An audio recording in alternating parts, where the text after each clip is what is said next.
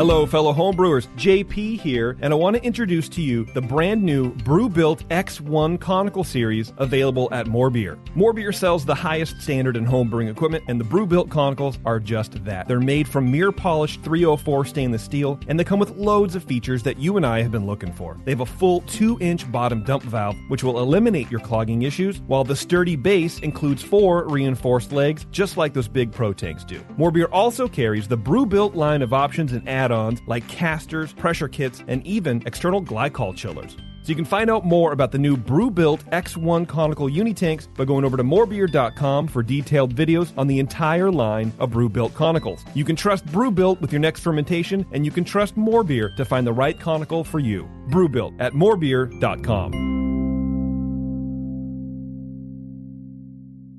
Today's Sunday session is brought to you thanks to the fine folks at More Beer. Visit them right now at morebeer.com. I poured it in my mouth and it just wasn't going down. My first beer was an IPA, the best IPA I've ever drank, mostly because I brewed it. If you have a scale that is good for measuring cocaine, you're probably good for measuring hops on cocaine. You're scaring me. I think the information is awesome and the audio sucks. Make some sugary water, throw some yeast in there. And you're going to drink good beer. Yeah, it's going to be good. It's fine. God damn it, man. Oh, my God. Oh. Now, live from the Brewing Network studios in Northern California, this is the radio program for home brewers, craft brewers, beer lovers, and beer geeks. It's your only source for live beer radio that brings expert brewers together with, well, expert drinkers. This is the radio program with a head on it. This is The Session.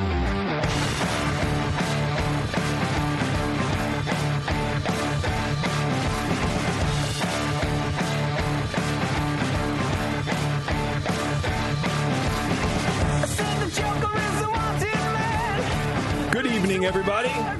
Welcome to another fabulous Monday night. We still do the show on Mondays, right? We haven't moved back to Sunday yet? I haven't checked lately. Can we? Okay. I don't know. We might be able to. I don't know. But we have a fabulous Monday evening of Beer Talk Radio. Fabu, baby. Planned for you people. It's a guest we've been working on here at the Brewing Network for kind of a long time, actually. Since about, I think, probably 2006. Finally got him. Finally roasted him. Nailed him. Yeah. Jeff Bagby of Bagby Beer in San Diego, formerly of, if I get this right, of Stone, then OG's, and most notably Pizza Port, where this fucking handsome guy won 3 back-to-back Small Brewery of the Year awards at GABF. Wow. A lot of backs. 2009 to 2009. That's a lot of backs. Yeah. I mean, just a dominant force in the SoCal craft beer scene. So we helped develop it, Yeah, so we're stoked to get him back up, or not back up here, actually up here in studio.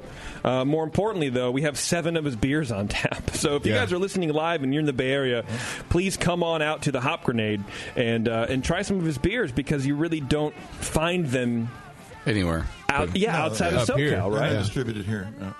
So it's a pretty cool thing, man. I'm pretty excited about it. I'm drinking the brown, the what the fuck is it called, man? The Beaver brown? Bev, what's it called? No. What's wrong with your voice? I don't know. Am I broken? You might be broken. Why are you broken? Yes. Jiggle it a little bit. Yeah, jiggle. Yeah, like a we loose can connection. barely hear you. Hello? No. Don't jiggle the cord. Jiggle, well, you know. Plug. Just like stroke it up and down. It's okay. I'm a woman. What I say doesn't really matter that much, right? Yeah, 3 beagles. I don't know what Bev said, but I feel like I don't know, Max Headroom-ish kind of Blade Runner dystopian future of this is how we communicate, where we have a lot of technology, but it doesn't always work. What? Are my knobs broken? Yeah, just tweak your knobs a little bit. I think your knobs are broken. Hello? Wow. Hello? It doesn't help. It's still terrible. But it's getting louder a little bit. Bev. It's loud and bad. You're right. Yeah. Clear your throat a little It's bit. loud. It's loud. Yeah. Yeah, whatever. I won't speak. I know just what you're thinking. Don't speak. La la la la la la la. I can't stop So you like No Doubt? Touching myself, No Doubt, baby. Yeah, all right. Don't speak. No, it hurts. Those are the lyrics. Right. Yeah. That's the demo version, Warren. Oh, wow. That's the demo. Wow, I don't go that deep into my No Doubt. Well, see, look, I'm a huge fan of just rock music in general, but none of this, but all the re-released stuff. So you know how when bands after like 20 years they throw out the demo version of like whatever the fuck? Right, yeah. Yeah. Like I really want to hear a demo version of Blitzkrieg Bop and Ramones. Cool. Yeah. Sounds great. 40 years later. It's like who cares? Like or like a lot of the demo versions like David Bowie songs, like it's him and a piano like an acoustic guitar and it sounds like shit. Right. Because it's lo-fi and it's just something to give to the record label to go, okay, that's a cool song. We'll put it on the thing. It sucks. Right. Yeah. Good thing they went to an actual studio with better musicians and recording equipment. I will say, have you guys ever heard the demos of like Michael Jackson songs?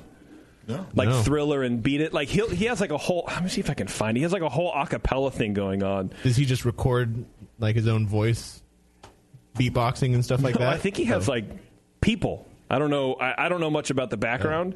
But he'd be like, Quincy, this is what I want. Oh, he's giving direction. Yeah, let's see if I can do it because it's actually really incredible. Shoulders. Head and Shoulders. No one wants to hear about Head and Shoulders. I don't know. Maybe you guys have you heard the Van Halen just vocal track recordings where it's just like David Lee Roth, no instruments at all, but just like him singing. No, is it real good? Oh man. It's worth it. It's worth a play. Oh, somebody took Courtney Love and just separated her voice and her guitar out. Yeah. Oh, that's horrible. I mean, it's comical, but it's just... That's not good. It's horrible.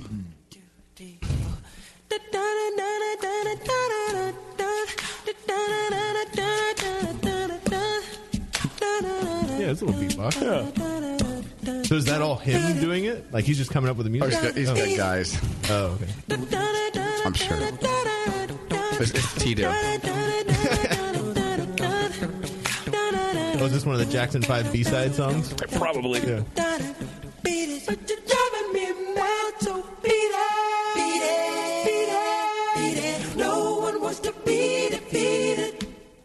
You know, I never knew that line until now. No one wants to be defeated? No one wants to be defeated. Never knew it. I heard. What did you think it was? Yeah, no one wants to be defeated. I do basically. I do what he did in the first part. Yeah. Oh. Like Donnie Dumphy. I'm like jib rapping. Yeah. No one wants to be defeated. No one wants to be defeated. Oh, see, we learned something here. Right. This is what you do. You come to the session and you expect to talk about beer, but don't forget we like to waffle a lot. Right. And you learn. And Jason learned something we all knew. You knew that was a line, Warren. No one wants to be defeated. Yeah, what else could it have been? I never heard anything. We know what it was. Did you know? Are you kidding me? I'm gonna say that's a no. You didn't know because it's Michael Jackson, and I would have to listen to the song more than twice. Would that really been so bad? How differently would your life have turned out, dog, if you had listened, if you got in super deep into Michael Jackson instead of the Grateful Dead? Oh, well, the drugs would have been different. Yeah. What would they? What drugs do Michael Jackson fans do? I don't know, but like bleaching. Oh, too soon, Bev. I mean, I was thinking it, but I wasn't going to say it. Yeah. The pills would have been larger, I guess. Yeah. Yeah. All right. And the entry point might have been different. Right. Too. Yeah. Right. Yeah. Hey, do you like stellar programming such as this? Support those people who support us. We literally would not be here without our sponsors like More Beer, who bring you this show each week and every time we come on, three times a month. So please order some stuff from these guys you hear over the next couple hours and thank them profusely for sponsoring the Brewing Network. That stuff really goes a long way. It really does. You can also support us by doing your Amazon shopping via our Amazon link. You can go on our homepage and hit that up, as well as hitting up the store and buying some hella sick merch. Get all pimped out and some, I don't know, what do we have like, we have shirts and stuff, right, Bev? We have We have all sorts of Sounds stuff. terrible. I don't want to Oh, talk. yeah, that's right. Yeah. We have stuff. Wow. Look at the website. Figure it out. What happened? I got closer to the microphone. Oh. But then when I don't know. It's getting It better. does sound better. I want to take your setup home and give it to Taryn. So whenever she talks to me, she has to talk to that. And then eventually she'll go, I just sound stupid. I'm not going to talk. And I'm like, yes. That's not very nice at all. Yeah, but it's true. You could just tell her she sounds stupid when she talks. Yeah, I can't understand you, Taryn. Right. Yeah. Why can't you understand me? Yeah. Okay, well, since I sound good now, we have new shirts, new hoodies, baby onesies are back. Baby onesies? Yeah, they're really cute. Are they? Yeah. Does that make you want to have another kid? Nope. Okay. I thought that was discussed. That we decided you are having another kid. When did we discuss this? And how do you remember? You weren't there. It takes a village to decide conception, Bev. You didn't know that? Apparently. We could have kept Sam out of the jacuzzi.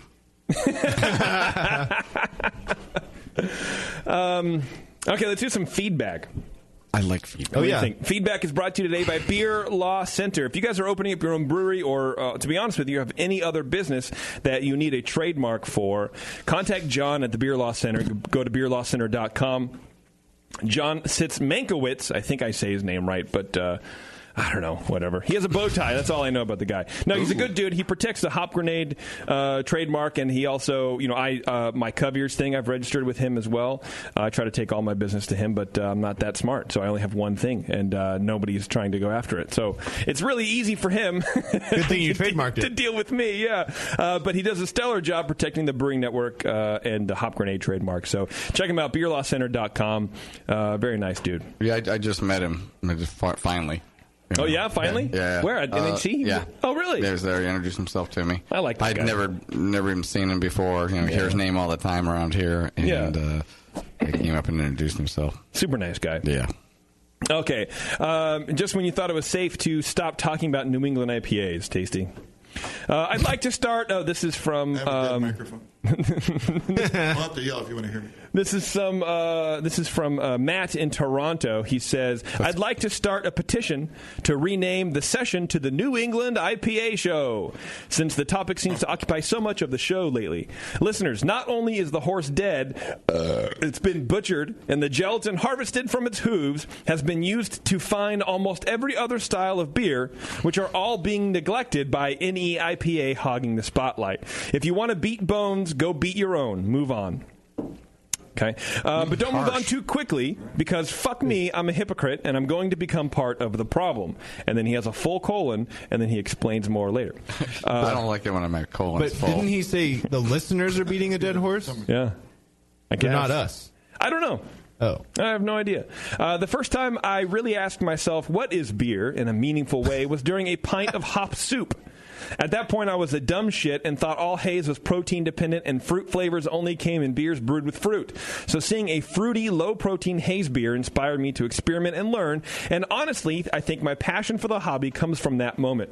It may not have been the best beer ever made, but variety inspires discovery and is kind of the point of craft brewing. Otherwise, they... What I know, like, Doc's what a fucking try-hard. Otherwise, they'd all be brewing the same recipe for the same people. The last time I was at that brewery, they posted a disclaimer about flocculation due to stymie complaints, and the bottle I got was seemingly fined or filtered, so it seems they caved. It was very different beer and subjectively inferior. It shouldn't have been sold under the original label, but as something new. The style shouldn't be the norm, but live and let live, except that some people like and brew things you don't like. If you prefer traditional IPAs or anything else, buy, brew, and talk about those instead of trying to modify a different subset to fit your tastes. I prefer English American pale ales to Belgian pale ales. Therefore, I avoid Belgian pales instead of petitioning that all pale ales should be how I like them. Apples and oranges, Hakuna Yurtadas, suck at JP from Matt. I don't really know the point. I think the point is for us to stop complaining about it. Okay. I think that was stop beating a dead horse. That's what that meant. Yeah. But he was saying to the listeners, I don't know. I agree with Warren. It was a little confusing, but right. I don't know, man. Whatever. Look, I don't really know how to start it up again. Maybe if I got 10 minutes. Let's start it up again. We're not the only one discussing it. No, right. we're not. And if this guy wouldn't keep bringing it up, we wouldn't be talking about it right now. Matt from Toronto. Where's Toronto, Doc? That nasty place called Canada. Canada. That's in Canada.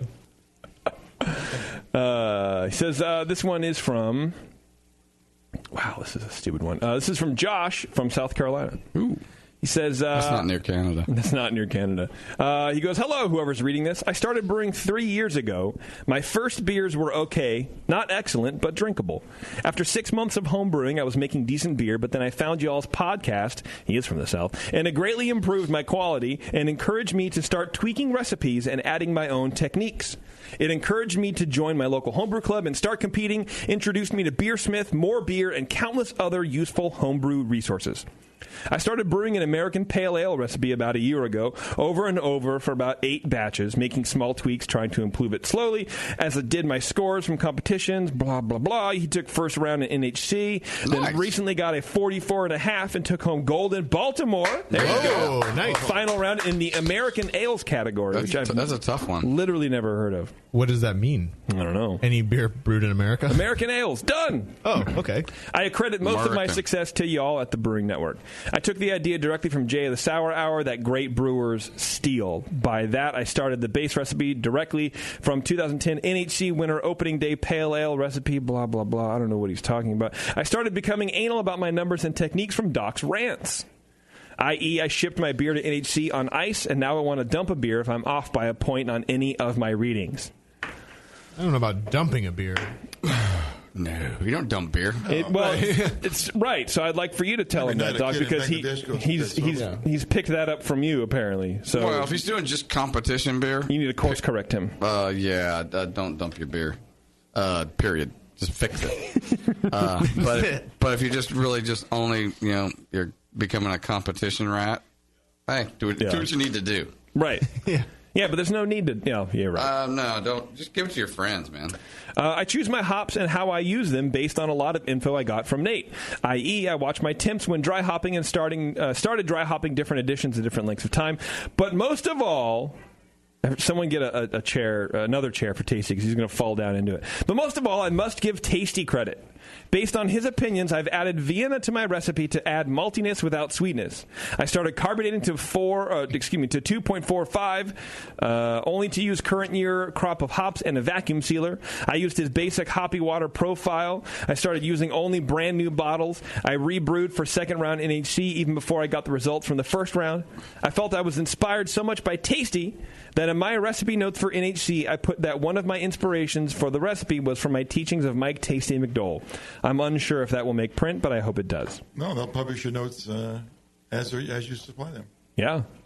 I always try to shop through y'all's Amazon link, Brewing Network. He did a donation of $25. Thank you very much.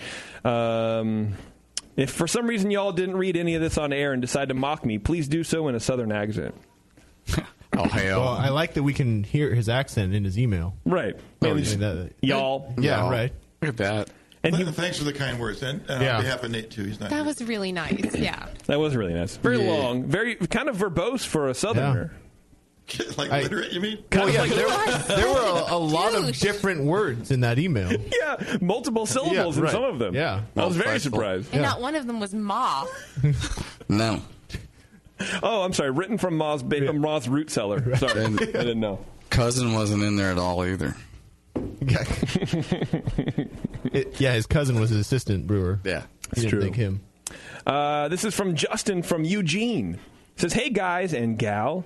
First, I really like JP's hosted episodes. While he lacks some of Justin's polish. Or Polish, I don't know. He more than makes up. I forget what I meant, though.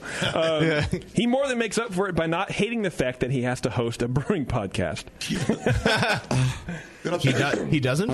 We haven't established that you're not hating this. Yeah. That's true. Yeah. That's true. Well, a lot of the session is just interviewing beer people, so it's not really home brewing anymore.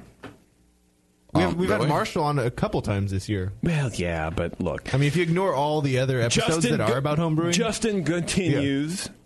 Yeah. He says, I do really miss Justin, of course, but the Justin circa 08 to 13, which brings me to the second topic. Weird transition. Where are all the old episodes from before Cellar Maker? I love the early episodes. They were a bit more educational, but I can't get them into podcast apps or iTunes. I know other people have said the same, but Justin usually grunts and says, I'm not sure what they're talking about. I actually have the answer for this. Oh. Go for it, Bev. Do it. Go, Bev, go. If only we could hear I have you. a halfway answer. I know that due to a not live stream, but an iTunes issue, several years worth of podcasts we had to delete them on our end. I'm not sure if they're going to be making a reappearance, but I knew that there was a huge issue. We had too much, and they were causing our newly uploaded shows to load incorrectly. Okay. Oh. So that's my answer. That's all I got. We were offering too much free content. Apparently. So you mean if you subscribe on iTunes, you can't go all the way back to 2005 to our first episode? As of right now, you cannot do that. Huh. But you can do that on the Brewing Network website. You can get. Yeah, you can go on the website and get everything. Oh, damn. Those are my drunkest shows. Mine too. Hey, yes, I I was going to remember. listen to because I wasn't on it. now your record just got cleaner. Right. Yeah. Expunged even. Yeah. He finishes with fucking fuck you fuckity fuck fucks. Welcome. All right. I agree. I agree as well.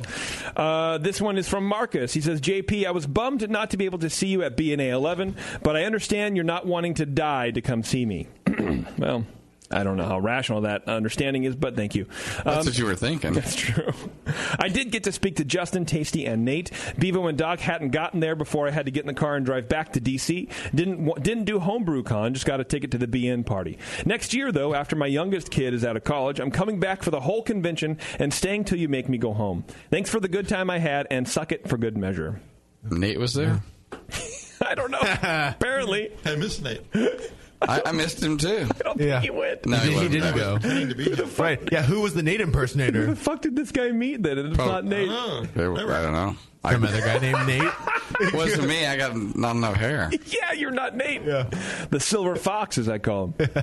That's hilarious. Wow. Maybe Andy was. He would do that. He would pretend to be Oh, Nate. you're right. Yeah. If anybody would impersonate He Nate, would. it would be Andy Wood. Oh, yeah.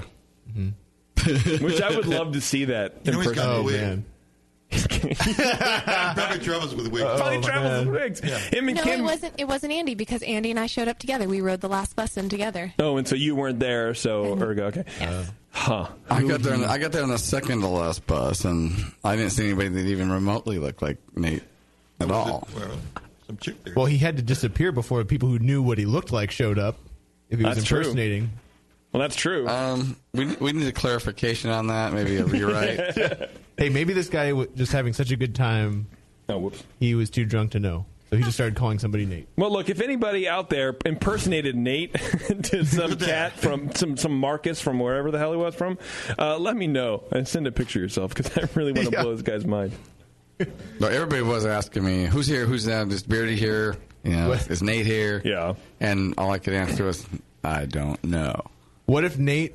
Actually? Oh, was, there's Nate right What if there. Nate actually was there? He just didn't want us to know, That's and so he's just like he didn't want to hang out with us, and so he was ditching us. Yeah, and actually was there. I'm waiting for him to come in. So Nate texted me. He goes, "I'll be there at 6:30."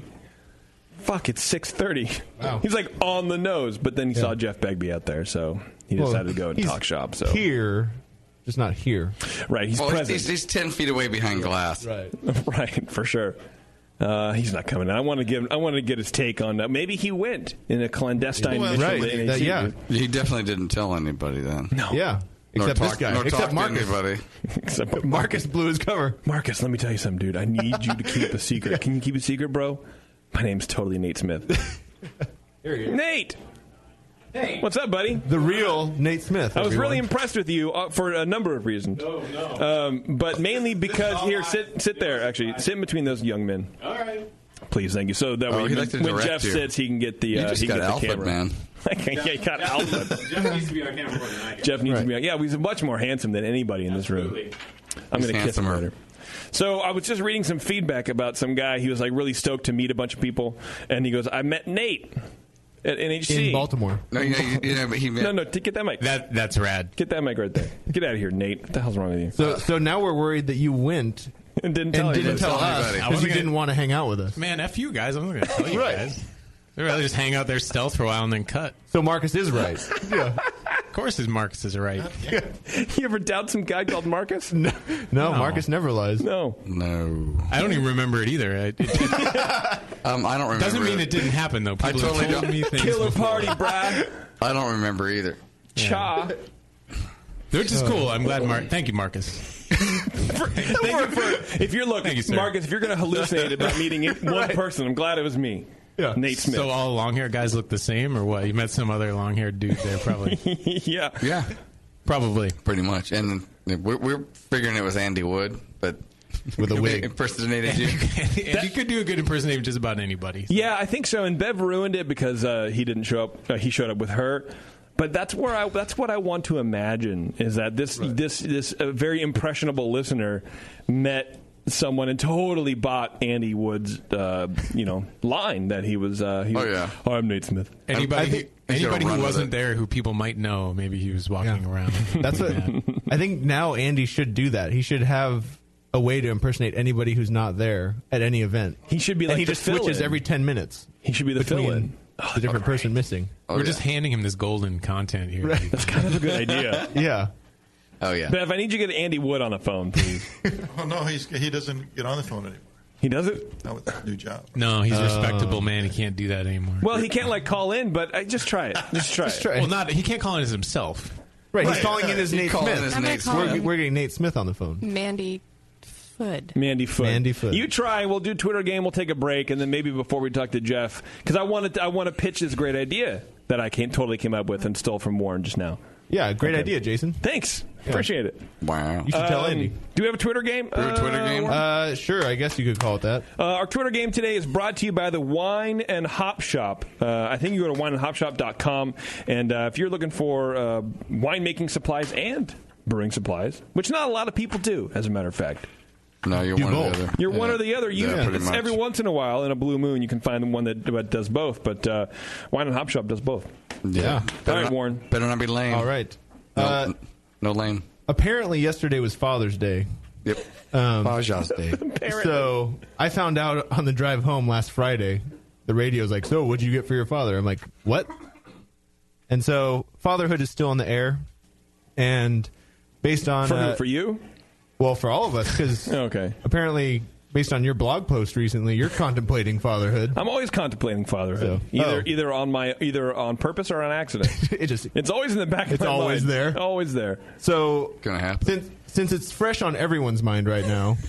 Fresh. Just because I don't think about it the other 364 days of the year.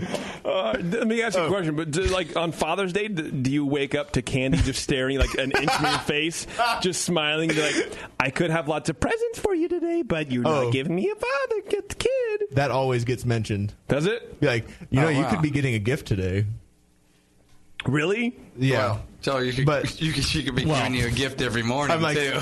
The gift is the rest of the year. Yeah. Right. All you needed was the incentive. You just need a gift one day a year, and then you That's what I've been missing in my life. Yeah. So it's for the fathers out there, give us, the people that are contemplating or about to be forced into fatherhood, some advice. Forced into fatherhood. Like you're some desirable alpha male. Well, no, it's just Candy's stuck with me already. She got me. So she nailed me. Well, she'd rather have a kid with him than go through the effort of trying to find somebody else. How do you know she hasn't? Okay, what was it again? Sorry. It's just give a piece of advice for those who are contemplating or being forced into fatherhood. A gift. No, a piece of advice. Piece of advice for would-be father. Yes, okay. Right. Sorry, I'm really not paying attention. It's a little close to home, isn't it? Well, yeah, I'm hoping that they'll give me some advice. Yeah. Wow. I'm using this as a source to make decisions in my life right now. You go with what you know. Yeah. There's your first mistake. What did Andy Wood say? He's not. I noticed he's not on hold, and that bothers me. He's calling me. Right this second? No. We're working on it. Okay. Just hold your horses, Brett. Work them. I don't even have horses. He's used to he has a secretary now who works a phone, so he's probably forgotten. Well, he's on summer vacation, though. We forgot about that about a week ago. Yeah. Oh, yeah. See, he's not doing anything. He's got plenty of time to waste with us. He's got 3 months for people to forget what he says. He has plenty of the elder. It's not one of your personalities. I have Nate Smith on line 1. Oh, Nate. Let's talk to Nate. All right, let's talk to Nate. Is it the one in studio or the one on the phone? The one that we met in Baltimore. Wait, how did he jump off hold? How do I do this again? Very I do nimble, that? Push the button that's No, blinking. you're, Nate. It looks like he's there. You're the top row. Yeah, I am. Nate Smith. Hey, man, how's it going? This is Nate Smith. Nate, how did you... don't sound like this. So I know that you had to leave to go to the bathroom, I guess, in the middle of the show, but why? What happened to you, man? What's going on? How come you're calling instead of coming back in? Oh, man, I went to Baltimore. It was crazy. And I met this guy, and we talked for so long, and my hair was so long. And my hat was on my head. And I'm Nate Smith, though. So, how are you? I'm doing good. So the guy that you met was Marcus, and are you trying to say that you had short hair before you talked to Marcus, and then you talked for so long that it grew long? Yeah, that's right, man. It was crazy. I cut my hair for my wedding. And then it grew as I talked to this guy because he wouldn't stop talking about cloudy IPA. Let me ask you a question. Wait. I think Nate stopped in Minneapolis on the way to Baltimore. Oh, yeah. Well, yeah, it was great. We went up to Fargo, and there were so many hazy beers and IPAs, and I had to talk about hops and things. Do you have a new hop that's kind of hitting the market that we should be looking out for? Yeah, what's the new up-and-coming hop? Oh, I got this crazy hop called Stankpuss. It's so strong, though. It's got a lot of it. It's like Magnum, but with like a condom taste. Not cheesy. It sounded like it might be cheesy. Like the opposite of caddy, pussy. Yeah. Like a plasticky oil base kind of thing. Yeah, like a rubber thing that you might find in a Dogfish Head beer, though. I'm Nate Smith. Oh. Yeah, sure, you betcha. Yeah. Oh, sure, yeah. Let me ask you a question, Nate. I didn't know. It sounds like you're part Mexican. Okay, that's fine too. I can do that. But I didn't notice that before because you're of a fairer skin type. How does that work? Oh, you know how we do it out here in California. We're so close to Mexico. This is very racist. I think it's more nationalist. But what do I know? Oh, you know about football then. It's Nate Smith. I'm from Liverpool, and it's great, right? Yeah. Nate Smith. Okay, well, hey, that's really Nate, great. Sorry we missed you in Baltimore. It's okay. You hung out with Marcus too much, I guess. Oh, no, it's fine. I had a great time out there, and the hops were flowing, and the beer was like wine, and everything was great, though, though. The beer was like wine? Sure, flowing from the tops. Sure. Charm City, right? Charm City is what it's called there, I guess. Okay. Nate Smith, everybody. Yes, thanks for calling in, Nate. Oh, don't hang up. I got so much more content to do. Oh, okay. Well, I'll tell you what. Why don't you hang on the line? That's weird. The red dot that indicates someone is on the phone is not on anymore. We're saving power. He's going to be on hold for a while. You hung up on him so hard. Your buttons are flying off of the. That was the hardest hang up. The call box. I didn't. It wasn't. Okay, look. It wasn't a hard hang up. It was just a quick one. I was trying to be clever. Hard. Whatever. I was trying to be clever. Like Lupe does all the time. You did something. All right, we're going to take a break, everyone, and then when we come back, we're going to talk to the very tall and the very handsome Jeff Bagby from Bagby Brewing down in San Diego. We're going to talk about beers, we're going to talk about hoppy beers, we're going to talk about SoCal brewing scene, home brewing, all this kind of shit. It's The Session. We'll be right back.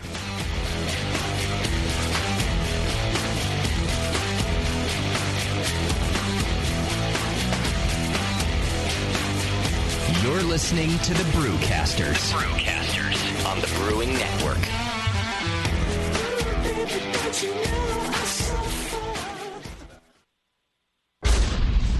The 21st Amendment. Watch out! Do you like beer? They make beer. Watch out! Do you like friends and fun?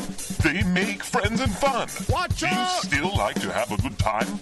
The 21st Amendment. Watch out! The 21st Amendment in San Francisco, located at 563 2nd Street, 2 blocks from the building where baseball is seen and played. Try their beers in the pub or try them in the can, featuring Monk's Blood. Made with real monk. Watch out! So why not have the best time of your life? Go to the 21A and Sean O'Sullivan will personally greet you with a can of Monk's Blood.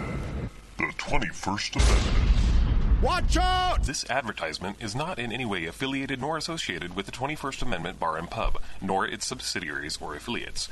This telecast is not copywritten by the 21st Amendment for the private use of the Brewing Network. Any use of this telecast without Jamil Zainashev's consent is prohibited. Suck it, JP. Brewing great beer is a process of continuous learning, and the best books on every aspect of brewing can be found at Brewers Publications, with more than 50 awesome titles like Modern Homebrew Recipes by Gordon Strong, Designing Great Beers, the Ultimate Guide to Brewing Classic Beer Styles by Ray Daniels, American Sour Beers, Innovative Techniques for Mixed Fermentations by Michael Tonsmeyer, For the Love of Hops, The Practical Guide to Aroma, Bitterness, and the Culture of Hops by Stan Hieronymus, and Radical Brewing, Recipes, Tales, and World-Altering Meditations in a Glass by Randy Mosher, plus many, many more. These are the books and the authors with the knowledge to push your brewing farther than you thought possible. And you'll find them all at fine homebrew and book retailers everywhere. And visit the website at brewerspublications.com. Brewers Publications, all the best on beer and brewing.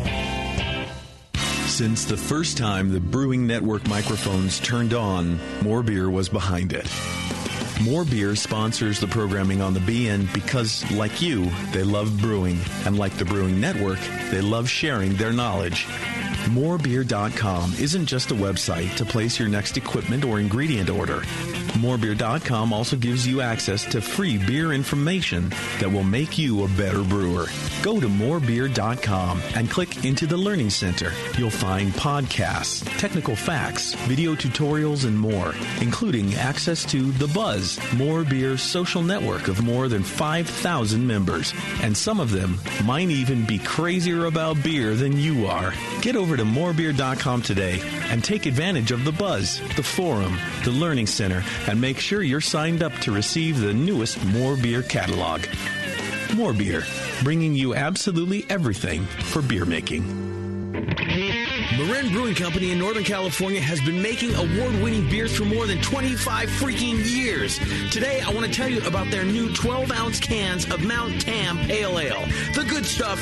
Mount Tam is bright gold, 5.5% ABV to keep you feeling good, and has been winning awards since 1989. If you're visiting the Bay Area, get your butt out to Marin Brewing Company. They pour tasty beers and serve great food every day until midnight. Come in for a tour, stay for the food, and pick up a 6-pack of cans of Mount Tam Pale Ale to enjoy at home, camping, biking, or whatever the hell you do. Owner Brendan Moylan has this to say about Marin Brewing beers. It's freaking awesome. Marin Brewing has won more than 100 gold medals in international competitions. Check out marinbrewing.com for all their award-winning beers, food, and merch. Marin Brewing Company in Larkspur, California. Award-winning taste, refreshing finish. It's freaking awesome.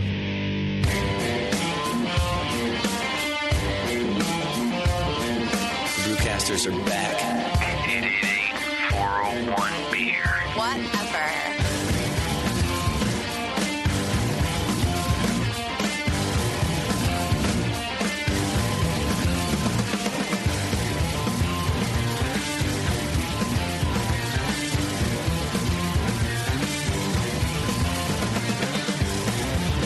All right, thanks for sticking with us, everyone. You're welcome. Well, you have no choice because you can't find the door. Well, and I can't get out because Jeff is blocking me in the corner. Jeff's blocking you in, dude.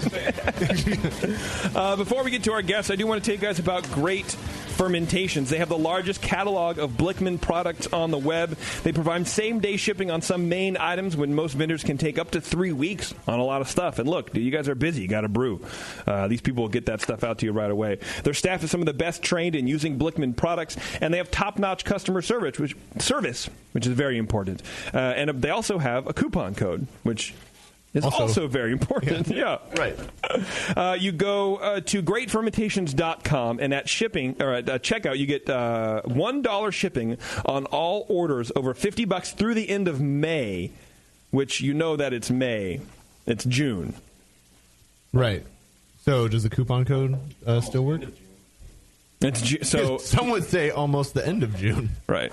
So whoever gave me this live read should be fired because apparently I don't know if the coupon code works anymore. Folks, welcome to the Brewing Network. In case you didn't know, we don't like to succeed. We like to shoot ourselves in the foot.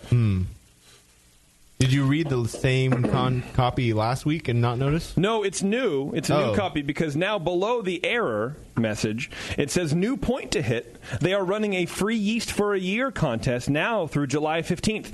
You can enter, provide your name and a valid email address. They stress valid. Has to be valid. Let me turn you on, Jeff. Sorry about that. The lucky winner will be randomly selected on July 16th, 2016. Make sure to like them on Facebook or at GR, the letter 8, fermentation. Apparently that's Twitter. To be notified of more deals like this in the future. They're also on Instagram or whatever. They say the winner will receive 2 packs of yeast per month for an entire year, which is a $180 value, for a total of 24 packs of yeast. The winner will be provided free yeast in the form of 2 promo codes a month to be used for online purchases. Promo codes will be valid for 3 months after issuing. Shipping charges not included, and winner is responsible for purchasing. Well, that contest is still going. That contest is still going, but I don't know if the promo code works. So, look, what do you want from me? This is Jeff. This is not how we do. I was about to lie to you and say this is not how we. It's not how we do things on the Brewing Network. But shit happens, right, Jeff? Definitely. How you doing, man? Doing well. Very well. You came to the Bay Area just for this stupid show. Of course. No other reason. Wow. It's not at all. It's not like the stellar amount of breweries. Yeah. So you've been here, I think, over the weekend, right? Or when did you get into town? Got into Livermore about midnight on Thursday night. Livermore, that's my hometown. Wow. From Livermore, dude. Where? What's the address? What's the street? Let me get the pen. And it took you 3 more days to get from Livermore up to here. It's quite a trek, dude. It's like 60 miles, man. Yeah. It's a big thing. Did you hit any breweries while you're around? You go to like Faction and Rare Barrel and all that shit, or? Quite honestly, I didn't go to a single brewery. Do you go to breweries? I do. Do you drink beer? Beer? And I actually almost went to Faction yesterday. Yeah. But opted to go to the Cooler. Okay. Barney and Jeff and Eric's new place in San Leandro for a game. It was awesome. Okay, awesome. That's cool. I heard a lot of good things about that place. On Friday. Okay. And, just kind of wanted to check it out and walked in and saw somebody I knew from Russian River, Big Al, hung out with him, had some beers, and then came by too.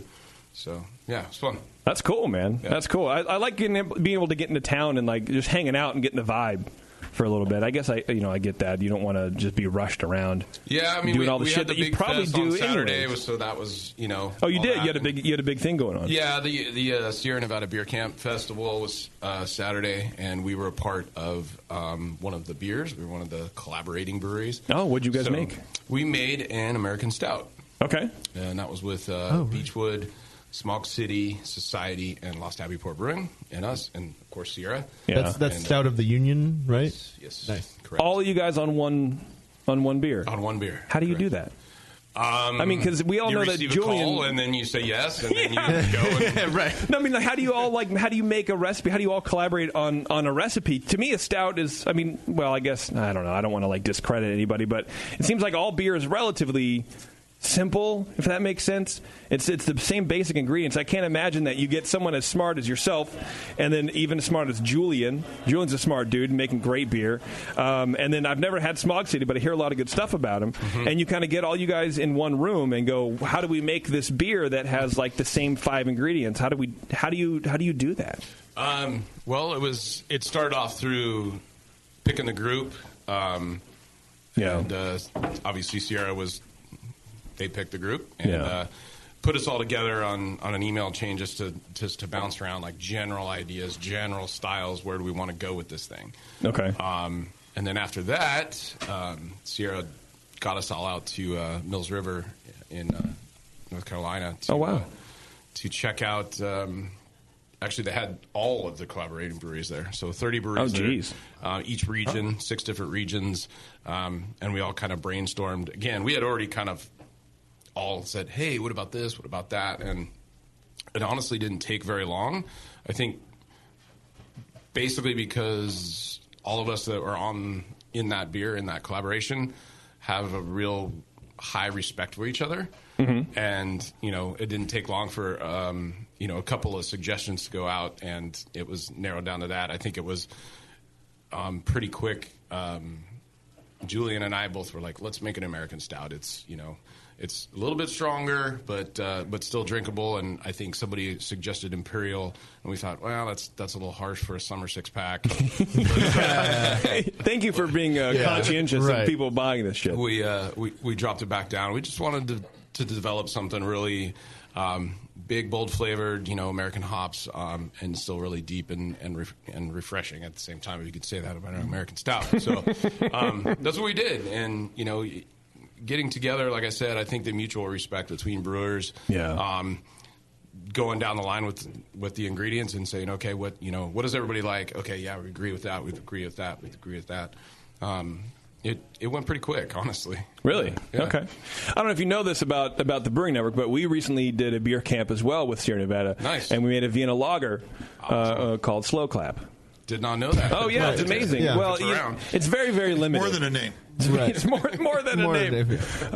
And we use a Huel Melon, a lot of hops, and Nate, and it was basically Nate and Warren, but mostly me. We just want to get up at 5 a.m., Right. That's true. But that was at the Chico Brewery, because it's, it's like the regional one. It's not the 6-pack or the 12-pack or whatever. So 3 of the beers were made in Chico. 3 of the beers were made in Mills, and then sent to each to compile the 12-pack. To compile. All right. How's that Mills River facility? It is, compared to the quite Chico? Honestly, probably the most amazing brewery I've ever seen. Really? Yeah. Oh. And you're in SoCal. You see a lot of that. Yeah. The facility, the grounds, the brewery, restaurant. Just you're like, can anybody possibly think of anything else? And I guarantee you, they've thought of it. Really? It is there. All the architecture. Is everything copper inside?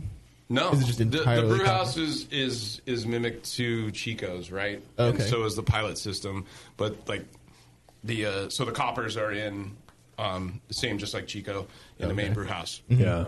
The pilot is actually when you walk into the restaurant is literally the brew house is like right on the right hand side. Oh, geez. And the cellar's on the left. Wow. And then you walk in and they have serving tanks behind the bar that they actually serve beer from. Wow. Pretty cool. Nice. And they have that whole piping system all connects to their main CIP plant as well as the draft system. Really? So they'll just clean, they just throw a switch and they're just cleaning with the same. Yeah, they can manipulate valves to literally clean pretty much anything from their main CIP. That's smart, dude. That's a great idea to do the draft system. Yeah. It makes it a lot easier. Yeah. It was quite possibly the coolest draft room I've ever been in. Who and Ken gave me the tour, so that was a highlight. That doesn't hurt. Well, I got to expect nobody's engineered something like that, right? I mean, that's pretty. That's true. It's not that I You'd know. have to have 4 or 5 engineers. You can't call each with a major problem. You can't call like Micromatic and be like, hey, dude, give me the deluxe. Yeah. It doesn't exist. Anybody says they've done it before is lying. Right? Yeah. Check this out. I want everything connected to the CIP. Hello. Fuck. Hung up on me. Just programming that. That'd be amazing. Yeah, we really would, right? Just to sit down and solve that problem, right? Just to sit down and engineer about how to figure this out. To me, it wasn't just that, having not just, but about 2 years ago, finishing construction on my place, thinking about ground upping something like that. Yeah. Right. So it's not just like, oh yeah, we need this all to work. It starts in the ground when you start digging, and what are the channels, and what's the plumbing you're putting in? Where's this chase going? And I just my mind exploded when I saw some of the things they did. I'm like, this is just unreal. Yeah. And even if you have a good plan, it doesn't always get built to plan.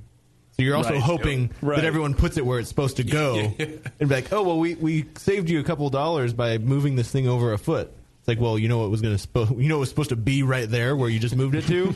Now that cost me an extra $50,000. Thanks. Right. Yeah. Well, Warren's going through the same. He's setting up a brewery right now, and so I hear the horror stories, and so I can only imagine what a place like on the scale of Sierra Nevada would be going through. I'm building 1,100 square feet. They're building 100,000. What? I think that place. Well, they have 500 acres in Nashville. God, that's it. Yeah, I think it's in the hundreds. I thought he said 500. And they built a municipal, utility system. Yeah, and a magnificent restaurant and the biggest brewery you've ever seen. Yeah. Have you been there, Tasty? You've been there. I was in Miller. Yeah. They're probably using more water and then sending it back cleaner than they got it. More than any other brewery, like anywhere in that region. Water, they collect electricity, they collect and reuse CO2. This whole water treatment on site, including the back end, not just the front. You bring a good point to me. I wonder what the reverse impact would be if they just left. You know, like are they really doing that much for water treatment and that much for the CO2 and the capturing system and all that kind of stuff? I wonder if they have a more positive impact on the environment out there. They had to take a lot of planning at the municipal level too. Like, okay, we're going to be using like this much raw resource, and then we're going to send it back in this state as well. That's right? You know?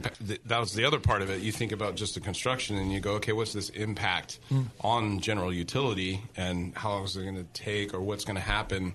You know, what can they send back? You know, just that's where you start. Your mind just goes, what? Yeah, because every segment up that chain you go, there's a large problem that you need to solve. Mm-hmm. And, well, thank God you don't have to do it, because, that's a lot of... Knock on wood, I'm still okay. Do you have plans to get that big? Do you want to get that big? Is that a desire for you? No, I don't. I enjoy the size and the level that we are right now. We have about 3,500 barrel a year capacity with the tanks that we have in place, and all our major equipment, boiler, chiller, air, silo, all of that is set to handle if we drop more tanks in the current space, which we could. We have space for stub outs for glycol. We could get to 10,000 on site. Wow! And if we got to that, that's a big step. Yeah, it's huge. And we're nowhere near it. We're growing very slowly, and taking time with what we do, and finding kind of like the beers that we want to make, and what the crowd's response is, and just kind of going, okay, well, it makes sense to do this. Let's try that, and just like I said, moving slow. Because it seems like every brewery is looking for the next outlet. Especially like the one that comes to mind is Stone. I mean, they're opening a place in Napa. Mm-hmm. They got the Germany one. They got one on the west. Being Virginia, almost the same time as Berlin. Yeah, and then Firestone kind of expanding as well. Mm-hmm. I don't know. It seems like that's where maybe you need to be. Green Flash, Belgium, Oscar Blues. There you go. Right? Yeah. It seems like it almost seems like that's where you kind of need to go in craft beer if you want to take the next step up. But you're kind of that's serving like the next a community. Next step, right? Like most even regional breweries have been able to kind of grow within their original warehouse, or take the warehouse next door and the one next door and the one behind. And they get lucky in the planning in the first time, and then they have a little bit of elbow room, and that's it. They're able to get into the teens, the 15s to 20,000 range. And right now, I can't picture that. Who knows? We may, in 2 years, maybe we're having a totally different conversation. That might be cool. It might not. It might drive me insane. A lot of the regionals expand by opening tap rooms. So is that something you've considered doing in terms of? I think I get an email a month from either a real estate person or a landlord or somebody that says, hey, we've got space down in North Park. I'm like, yeah, well, I don't have space in my head right now to wrap anything around trying to expand into that. Like, I'm just trying to... hold on as tight as I can to what we have. Would you have enough beer for another outlet? We would. Well, I don't know why not. I would say, call me when it's done. Right. We'll cut the ribbon.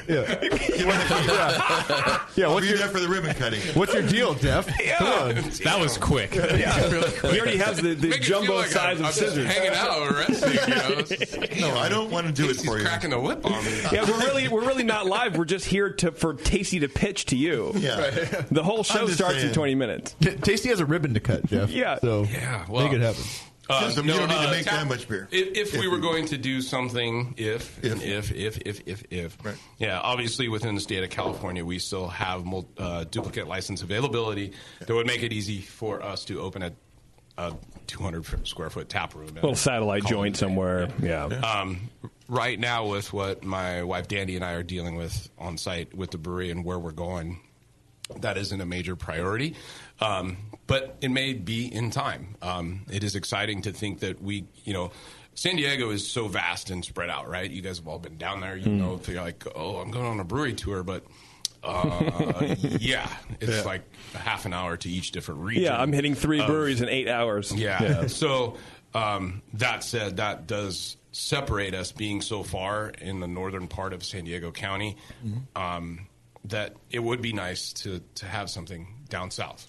We get a lot of requests like, oh man, I wish this was down south. And I'm like, I'm not building another brew pub, maybe ever, but a tap room or a satellite,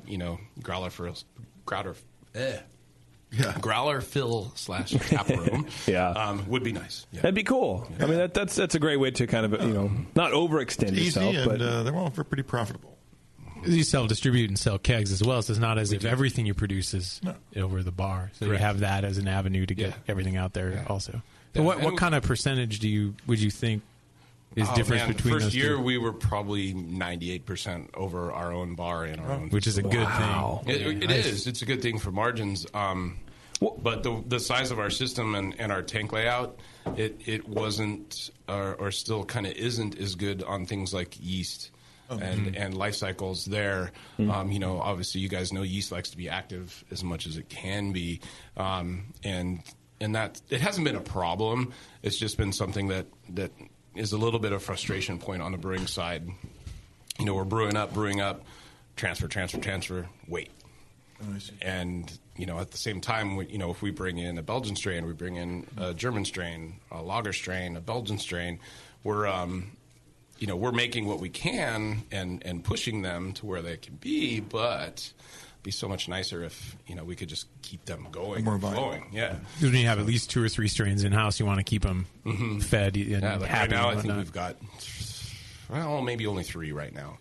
But we've been up to, I think we got up to 5 or 6 at one point. What size system do you have?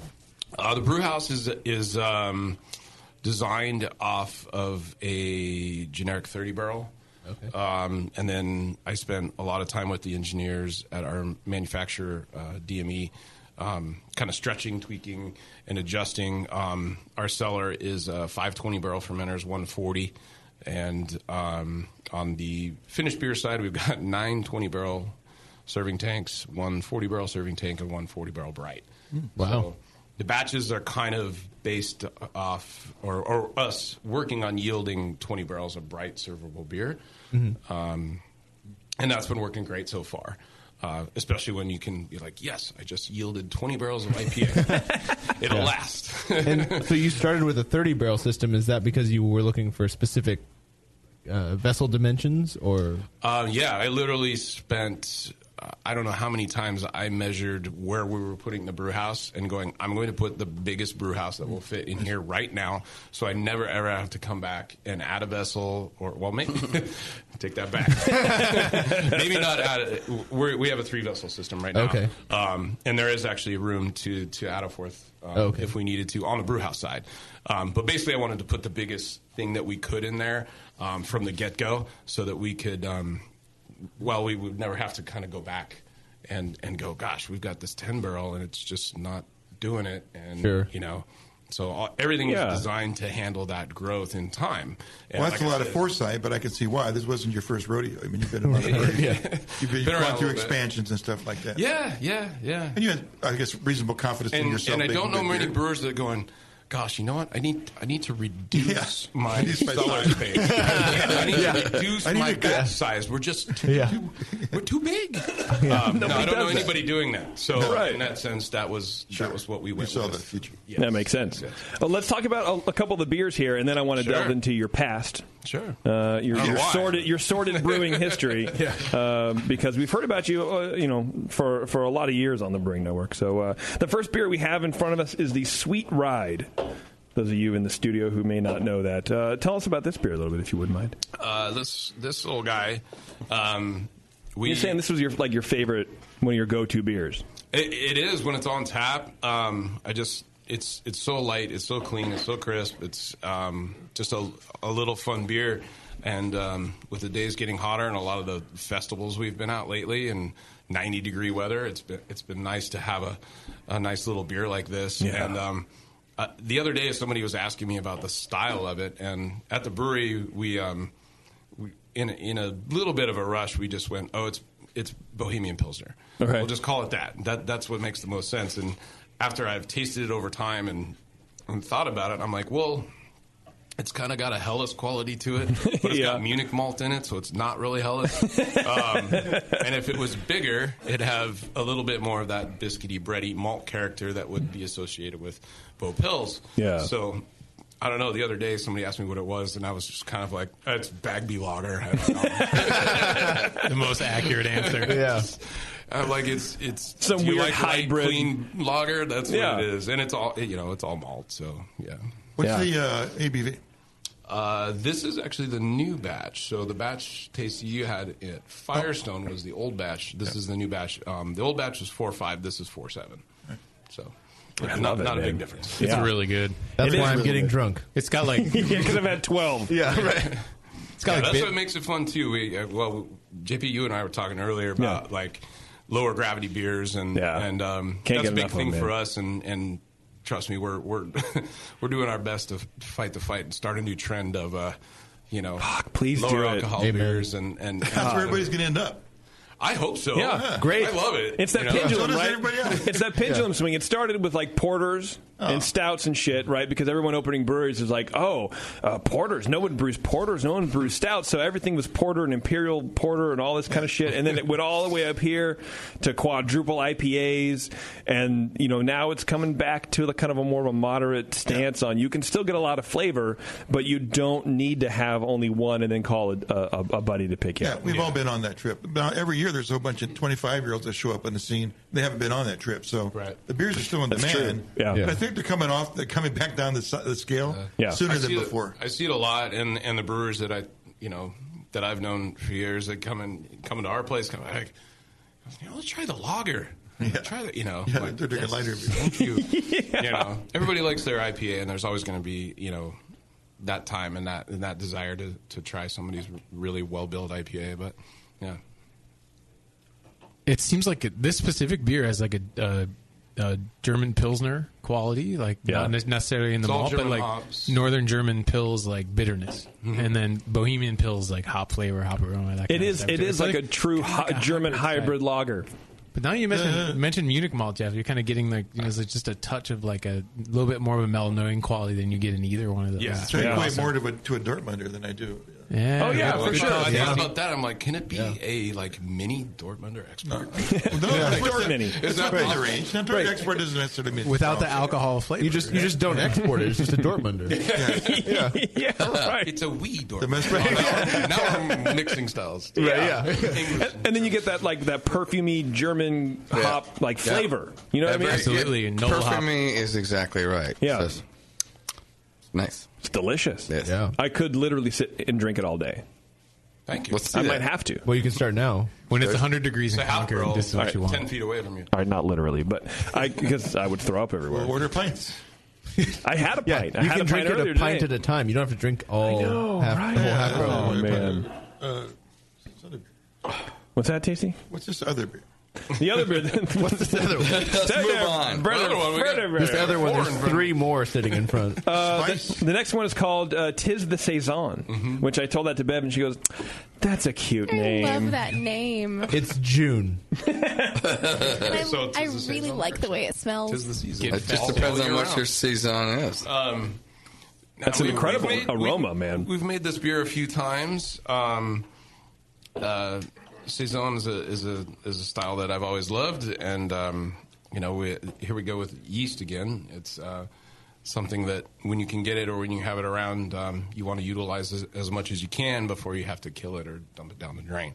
So anyway, Tis grains of paradise, coriander, ginger. Ginger. Yeah, a lot of ginger. Yeah, Gosh, we It's put this in thing on tap. So this round, we used the ginger. I diced it up really, really small. Put it in the whirlpool, and it just a lot of surface way area, more than we had ever had before. So when it went on tap, it was a ginger bomb. And I was like, wow, maybe we should change to the gingers. It's a mix of all those things, and we've gone both ways in making saison. We've made saison without any spices at all, and just let the yeast kind of be the sing-song there. Yeah. And this one's the other one, the other side of that, which is with the spices and all that kind of stuff. Which do you like better? Oh man, that's a good question. I like the other one for the simplicity and for the fact that you get to see what that it's. I'm sorry, Bev. Jeff doesn't have headphones. I just realized. Okay, good. Holding it up like right. Sorry, like she knew. No, you're doing great. Okay. But I just realized like. You look different. You look different than everybody else in here. I thought it was. And maybe some for Teddy. If It was our first week. We're getting used to it. We've never done this before. There we go. Perfect. Everyone sounds a little better now, right? Yeah. All right, good. They actually work? Yes, they do. Good. Right. It's hard to tell who's talking because you can't. Right. No, back to the saison. Yeah. No, both in different ways. Okay. Honestly, if I had to choose, I'd probably pick the one without the herbs and spices. Okay. Just because it really did the yeast, like, we let the fermentation go, so it got up just over 90 degrees. Wow. And part of the fermentation, it's the classic DuPont strain. Yeah. And it was just really cool to see what that did in a beer that was literally just Pilsner malt, a little bit of wheat, and a little bit of oats, and that yeast. Wow. It was really fun. And it sold like crazy. It was like... We have a joke in San Diego. Some people call it stays on because it stays on tap forever. I can totally see that, too. Does that make you nervous letting a beer get that warm in the fermenter? I had done it several times previous, so it didn't. You're used to it now. A little bit, but it is kind of cool to go up to the fermenter and touch the manway and be like, yeah, it's really that hot. Like, it's crazy. Yeah. Well, I can appreciate the flavors that come from the yeast naturally. All that's probably hidden in this beer. Spices. Yeah, pretty much. But I think it accentuates a little bit. I think you can get a lot of it in the aroma. But I mean, and maybe that's why the grains of paradise and the ginger even I think could pair with the spiciness from the yeast and kind it of could be peppery. You wouldn't know it does. Yeah. Well, that's true too. No pepper in it, but I still get the ginger. Yeah, a little bit. Getting more. They've all kind of rounded out now. So got the ginger, but the grains of paradise give it a little bit of pepperiness in there. Yes. Yeah. All right, it rounds out the ginger so the ginger isn't so sweet and in your face. Let's jump into your past. Oh, boy. Here, Jeff. Ooh. So, ex-girlfriends. Yeah. We have some people that we're going to bring in. In ninth grade, Jenny Carville says that you were a terrible kisser, and she wants to know why. No, the question we kind of asked just everybody, how do you get involved in brewing? What's your brewing background? Yeah, so... I mean, like your initial start. What do you get interested in craft beer? Wow. Try to make this as short as I can. We got plenty of time. Yeah. It's fine. So, no, we got all night. When I was younger than 21, a couple of friends and I realized that we had a taste for something that tasted better. Going to parties, going to wherever, and getting beer, we realized that things like Sierra Nevada, Pale Ale, Anchor Steam, Pete's Wicked Ale back in the day, Red Nectar. I know I'm missing a few others back, the old Rhino Chaser beers. Eddie Weinhardt? A little bit. Yeah, Blue Boar, baby. If you didn't have much money. Oh, Big Rock up in Canada. Yeah, Drank a lot of Buzzard's Breath and their beers up there. No, I mean, we were like, wow, wait, what? This is better. This is cool. This is something we're interested in. And so one of my friends, who I actually hope shows up tonight, he's very detail oriented. He's very anal.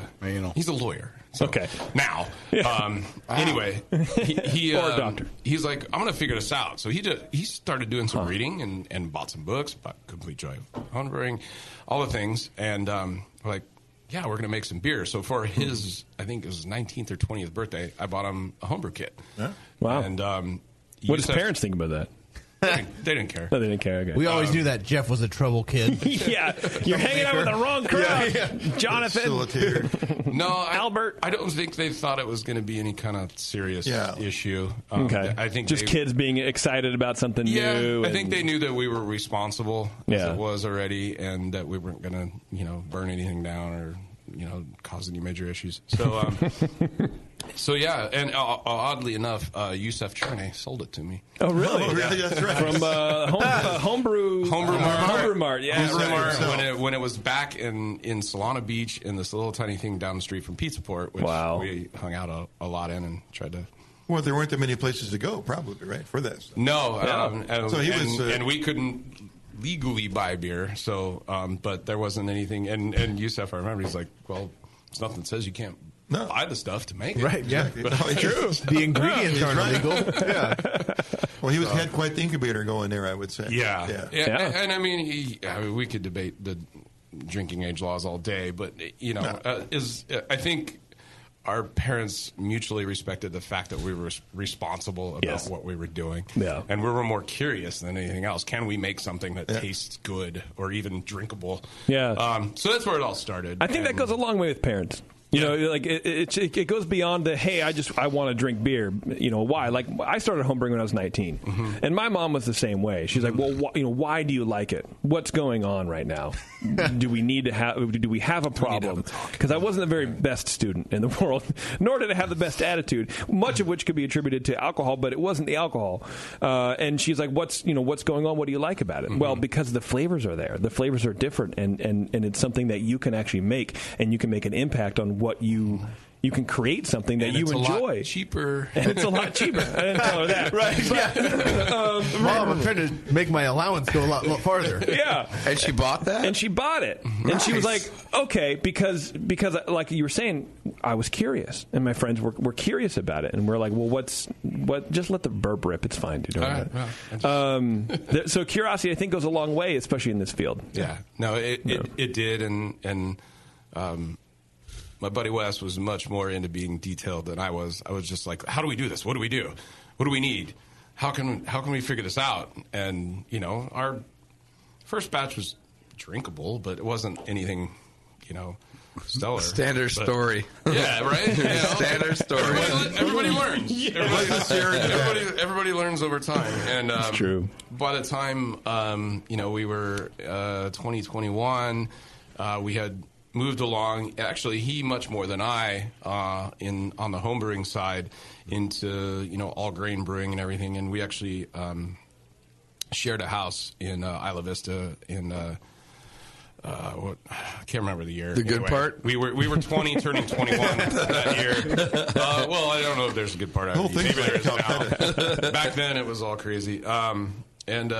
We homebrewed all the time, and we had homebrew on tap at our house almost all the time, and then we had all the other beers and breweries that I mentioned on tap at our house all the time, and we had parties with those beers, and people were like, oh man, these guys always have this heavy beer on tap. And I've since told similar stories to people like Steve Dressler and talking about Sierra Nevada Pale Ale back in 93, 94, 95, when we were in school and we were coming of age, and just going, we can remember friends going, oh my God, it's so hoppy. It's like, I can't drink all these hops.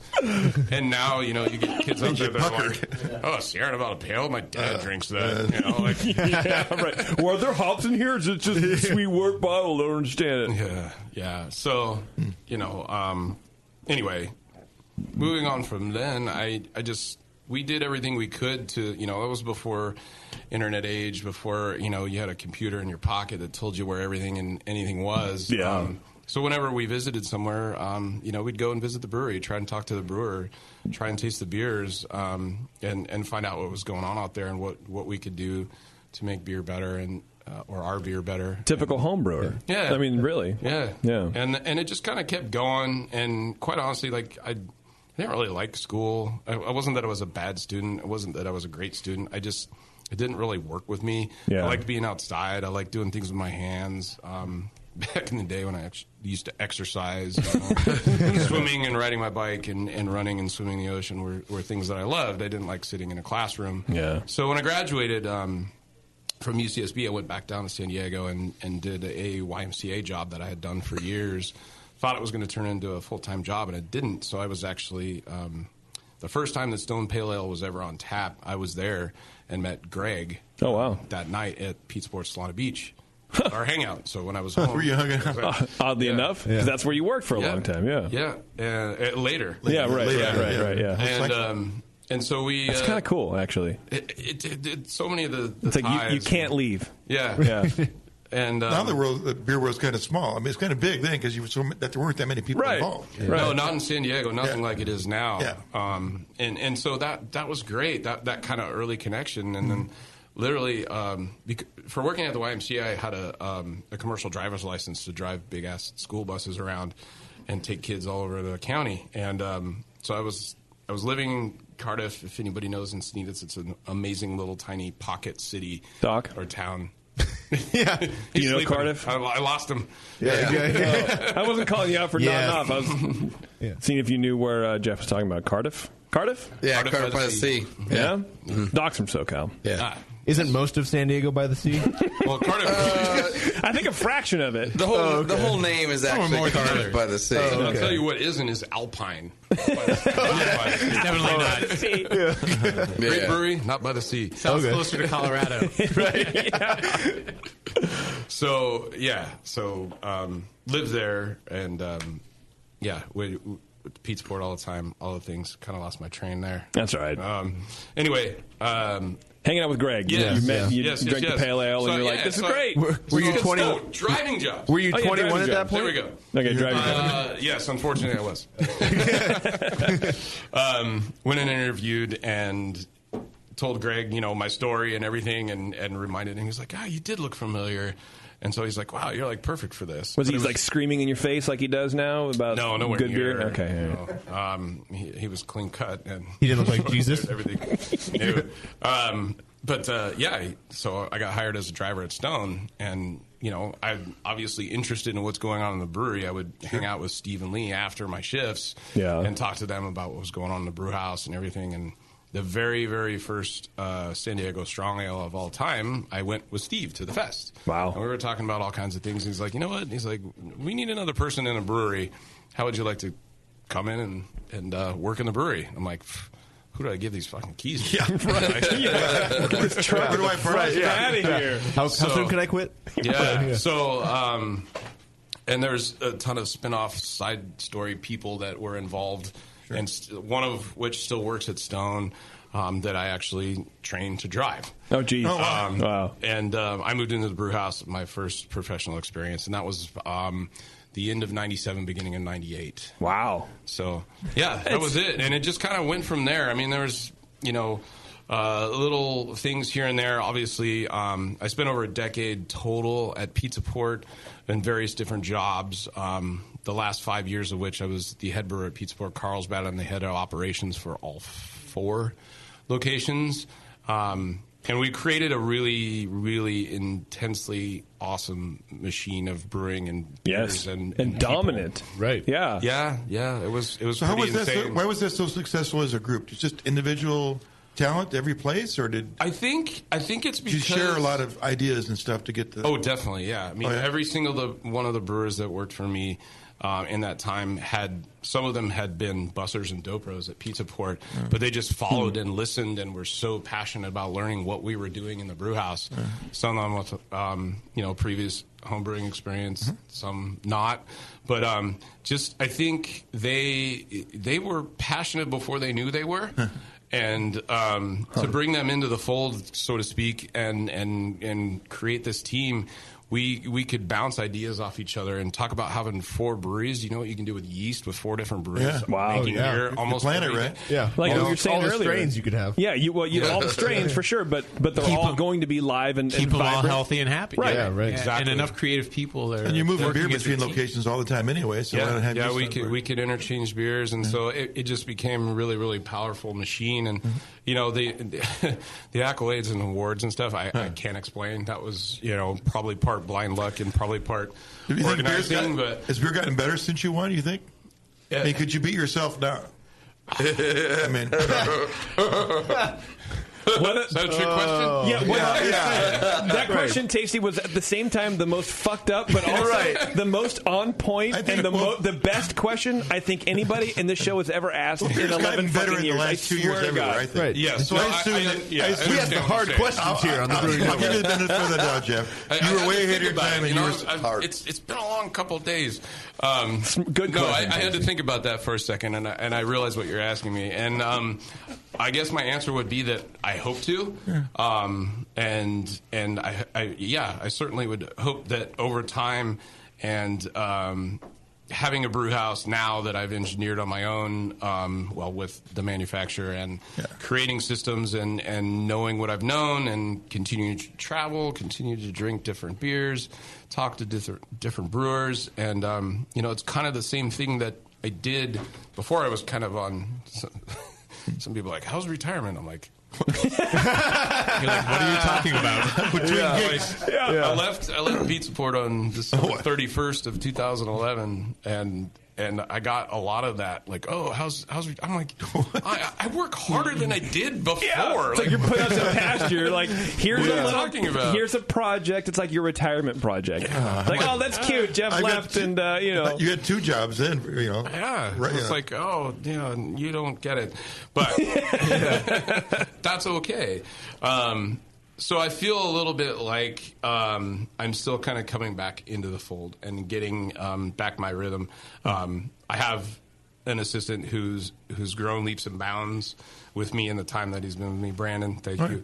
And it's been important to see kind of how we've gone through things and where we've gone through things. So in competition-wise, we haven't done very well. What? And that's okay. Yeah, that doesn't bother me one bit. It's understanding where some of these categories that we're entering are, where some of the beers are, and what's popular, and what our people that are coming to our restaurant and brewery like to taste. Yes. The biggest accolades that I've ever received have come from my industry brothers and sisters, the people that come into my place or taste my beer at an event, or like you did in Firestone. That was huge. Brandon about lost his mind. Oh, when I gave him the tasty approved sticker. Yeah.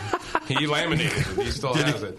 Oh yeah, beer was excellent. I had it several times that day. Yeah, he just that blew his mind, and I think that was bigger than any. We didn't get anything at GABF this past year, and I think this probably went further. He actually opened his abdomen and sewed it inside it, so we'll always be there. Cool. Yeah, so that was awesome, and that's something that I definitely take very, very.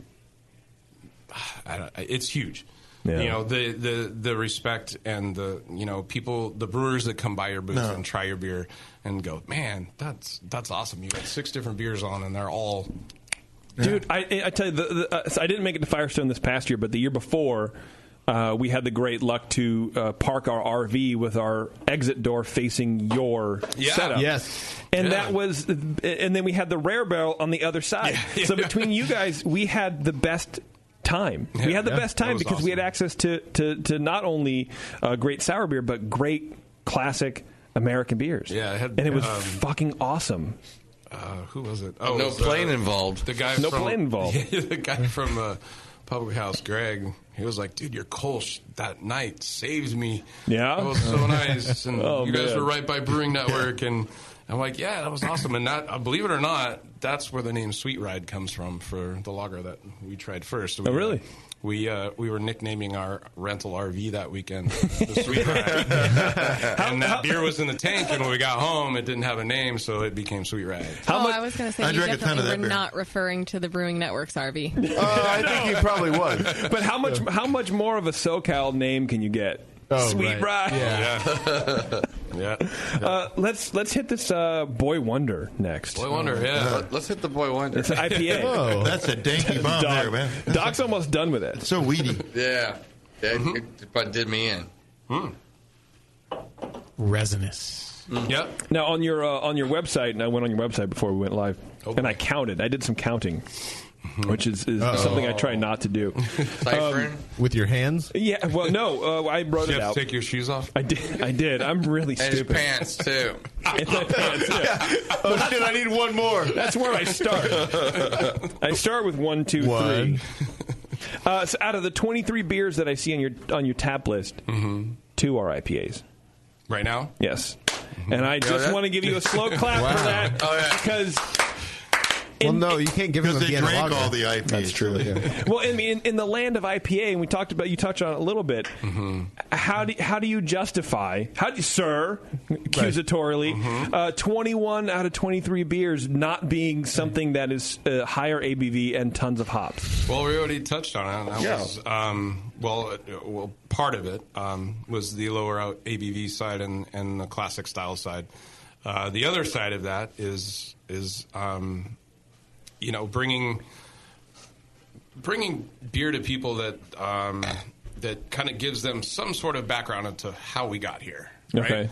How did we get to where breweries have 5 or 6 IPAs on and then another 3 or 4 big IPAs on? I still don't know. Yeah. And cloudy ones, too. Let's not get into that, please. Yeah. Those horses are already dead. Yeah. So, I mean, my wife and I talked about it before we opened, and I told her, I said, you know what, I'm not going to make an IPA right away. And some people were just furious. Literally. Furious? Wow. Oh, yeah. They would walk in. I'd be sympathetic. But if you want to go that way, go ahead. They would walk in the door and look on the board and, like, you guys haven't made an IPA yet?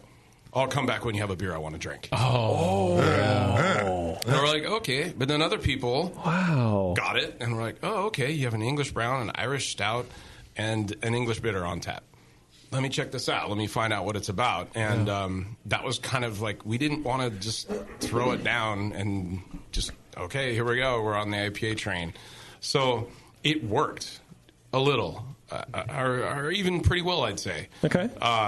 We had people drinking English bitter. We called it English pale, but it was a can't bitter name style. anything bitter or describe anything as bitter, or they won't. They won't get it. They'll send it back, probably, right? So, which is hilarious considering they pound down IPA. I don't like bitter. It's all in the name, right? So yeah, that was something that was our goal. We wanted to do traditional classic styles, do them our way a little bit. Yeah. And then of course the IPAs followed. You know, I love hops. I love making beer that's super hoppy. Love making strong IPAs. But we didn't want to do that at the get-go. We wanted to make sure that people realized that we did other things. And excuse me. That's why I went that way. Yeah. Now, and Boy Wonder is kind of along the lines of the theme of all the. This was another thing that kind of happened out of that. You're a big Burt Ward fan? Well, not big, huge. Oh, huge, massive. Right. Yeah. We have another beer called Dinkus.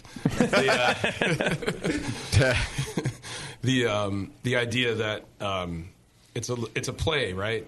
You know, these people come in and they're the Dork Squad, they're the Nerd Herd, they're the Dinkuses, they're the Boy Wonders, they're the Goof Troop, the Goof Brigade. Yeah. And those are the names of all of our hoppy IPAs. We're kind of making fun of all these people so at the same time. I like what you're doing. Making fun of ourselves too. Bev's giving you an applause. We caught a little bit of a flack in the beginning when people saying, well, you're just making fun of your customers. And I was like, I'm a dork too. I'm the president of the Dork Squad. Like, right. You know, bring it on. So I know the names. That's I am one. It hasn't stopped him from buying the IPAs, I'm sure. No, not at all. Not one bit. Nope. I wouldn't be surprised. This Boy Wonder's excellent. Thank you. You must have backloaded the hops on it because it's really hop flavorful for sure. Thank you. Yeah, we use a lot of classic hops. I'm still kind of figuring out a lot of the newer varieties and how I want to use them. So we do. You got to marry that with contracts too, of course. The reality of the world. Yeah. Yeah. So we do a lot of blending. You know, we were serving the next beer that we're going to drink, Nerd Herd, at the event on Saturday, and people go, "Oh, what hops are in this beer?" And I said, "Well, you want to name one because there's 8 different hops in that beer, and you'll probably guess one." But our focus is on classics, is on a lot of C hops. Centennial and Centennial, Chinook. Cascade, Columbus, Chinook, Amarillo, and Simcoe, kind of breaching into the newer ones, Sure. and then there's sprinkles of Mosaic and Citra in some of our beers. But that's about it right now. Our hoppy beers are really based on more of the classic West Coast hops. So. Now, why do you make it? Why would you make an 8 hop beers? I mean, that's to like protect yourself against being out of some of those hops? A little bit, yeah. Not knowing what we'd be able to continue to do, and also, time to empty the fridge, so to speak. Yeah, Making room. If you put 11 in there, who would know? Yeah, like seriously, you just never know. Yeah. Seriously, no joke. That's one of those things. We're like, well, we got those. Let's blend those in, and it's also a little bit of experiment for me to see what happens and see what kind of flavors I get out of this one. Honestly, we were reaching a little. We didn't have any real. I think all the hops in this beer are from either 2014 harvest or earlier. Wow. So, you weren't sure about the IBU Act. Yeah. Well, yeah, and hops oxidize. And, well, you can smell it, yeah. Little bastards. So you get the nose for them. You can smell it. Smell, right? Yeah. But so that was a little bit of a. Okay, we're going to use those. We use flowers in our brewery too. Oh, do you? Okay. Yeah. In this beer? Dry hop. Yeah. Really? Yeah. In the dry hop as well as in the hot side? Or dry hop? Some of them. Not. This beer was all the flowers in this beer are on the dry hop side. Nice. But some of our IPAs have flowers on the hot side in the kettle or hop back. Wow. Yeah. That's something that you insisted on, is that you found that worked well throughout your brewing career? I was once... a good friend of mine who's been in the industry for a long time, well-known figure, sent me an email once asking me about one of my Imperial IPAs that I made at Pizza Port Carlsbad, and he said, "Hey, what are the extracts or the are you using in this, and where what can you give me some insight in this thing?" I said, "Dude, I use pellets and flowers exclusively." Really? And he was like shocked. He was so blown away. He's like, "Wow, I'm shocked. Thanks for responding," and nothing else. Didn't want to know anything else. And I said, to me, he thought you were lying to him. Yeah, it's like fucking Jeff Bagby blew me off. Not giving away the Bagby secret. Keeping the secret. He blew me off. But what a dick. There's not a secret. To me, I like the fluctuation in different harvests and different varieties and the difference between pellets and flowers and what you get. And that, to me, comes out. And even though maybe you're making the same beer, but that little fluctuation to me is I don't know, it's kind of cool. What is the fluctuation? Yeah, what do you flowers get? versus pellets? Flowers and pellets. I think most brewers would tell you that pellets have a more intense and quicker dry hop reaction, or a more intense kind of. So less time to dry hop. Less time to get what you're maybe looking for. Right. With flowers, a little bit longer time, but I think a little bit more of a organic, or if that's not the wrong way. That's not the right word. A little bit more of an unknown kind of flavor and aroma. It's like a Lupian gland, like slowly opens. So up. that's which is not. Yeah, I mean, we have flowers like I have flowers from I think 4 or 5 different growers, and even in the same harvest year and everything, and the fluctuations are kind of cool to see. And we're talking about the cold side here. Now on the hot side, I've always gotten more body or mouthfeel out of beers that are made with the whole hop. When I've mashed hop with hops with flowers, I get a very big hop flavor. Yes. Not necessarily bitterness. So more like a late edition, the effect of a late edition. A little bit, but the aromas aren't there. The aromas always... Those get volatile. Almost always come from the end of the hot side or obviously the dry hopping. Right. And I've had brewers tell me you don't get anything after a beer hits cold temp and you dry hop it, and I would strongly disagree from a lot of personal experience. Really? That's not the case. You can fucking smell it for one day. Right. Yeah. Well, so how do these people figure that out? How do they jump on that conclusion? One of them was a hop chemist. So. Okay. All right. So you can call him out. Yeah. Is his name Marlon Brando? Whatever. Yeah. Thomas Shellhammer.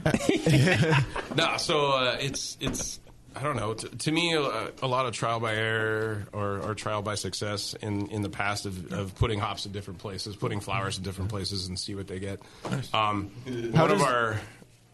I was going to say, how does packaging and cleaning a fermenter compare between flowers and pellets? Because pellets just form a sludge at the bottom that is pretty compact. Do hops or flowers do the same? Not so much. No. Right? Yeah. We've transferred IPAs that we've dry hopped in the fermenter with flowers, and you watch the sight glass and You see the flowers go by every Little once in a while. fish go by.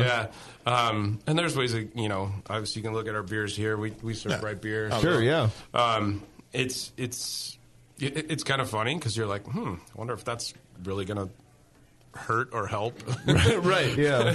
Along the lines. But, yeah, we've been lucky. Haven't had any drastic problems with that. On the hot side, no one's gotten a flower in a pint glass at a bar. We've taken steps. We just literally bag the flowers on the hot side in the kettle. So for one reason, so we can get them back out. Our brew house wasn't really designed to do a whole cone on the hot side. So we've made that work. In the hot back, we engineered that thing pretty well. It works really nice. We leave everything behind on that. Cool. It's almost like a filter instead of a... It's basically a little mini louder ton. Yeah.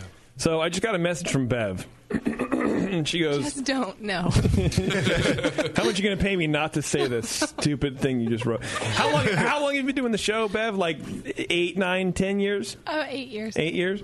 She wrote... She's only been paying attention the last... Right. How long has she been paid? She wrote, I thought he was talking about flowers, like tulips. Etc. In my defense, say that in your drunk voice. You've been doing the show 8 years and you don't know that No, I forgot that they were hot flowers, and then I'm just focused on when she said tulips. It was the first flower that came to mind, and then I thought about it, and I was like, that's different. And then so different, I don't know if anybody's done it. Right. And then the part of my brain that actually works kicked in and was like, no, stupid, that's not what they're talking about. That's not what they're talking about. But so floral. I don't know why. Oh, God bless you. Roses. I like roses. I do like roses. And then the next beer that we have in front of us, and then we're going to take a break because I got to go to the bathroom, is the Nerd Herd, which is your Imperial IPA or double IPA. Is there a difference? What's the difference? To me, do you differentiate? I do. Crowd pleaser. I call them Imperial IPAs because to me, when you insert the word double, it should probably really be double. I agree. So mathematically. Well, what about Belgians? Are Belgian beer doubles or however you actually say it? It's spelled different. It's totally different. Oh, okay. And they're Belgian. That's fair. Yeah, that's apples and oranges. Right. All right. Okay. No, I just like Imperial IPA better. Sometimes I just call them big IPAs. Oh, sure. This whole triple notion of anything that hits over double digits. Right. Like, it's kind really of triple? Are you tripling a best bitter or a pale, really like an extra pale? So, we call them Imperial IPAs. We've got 1, 2, 3, 4 that we've made. Nerd Herd's been pretty successful. I can see why. It's a lot of flower hops in here. Flower hops. It gets tulips, roses. A lot of tulips. Gardenia. I get a lot of gardenia. Tulips. Gardenia. On a double like this, would you use ISO extract to get some of the bitter on a beer like this?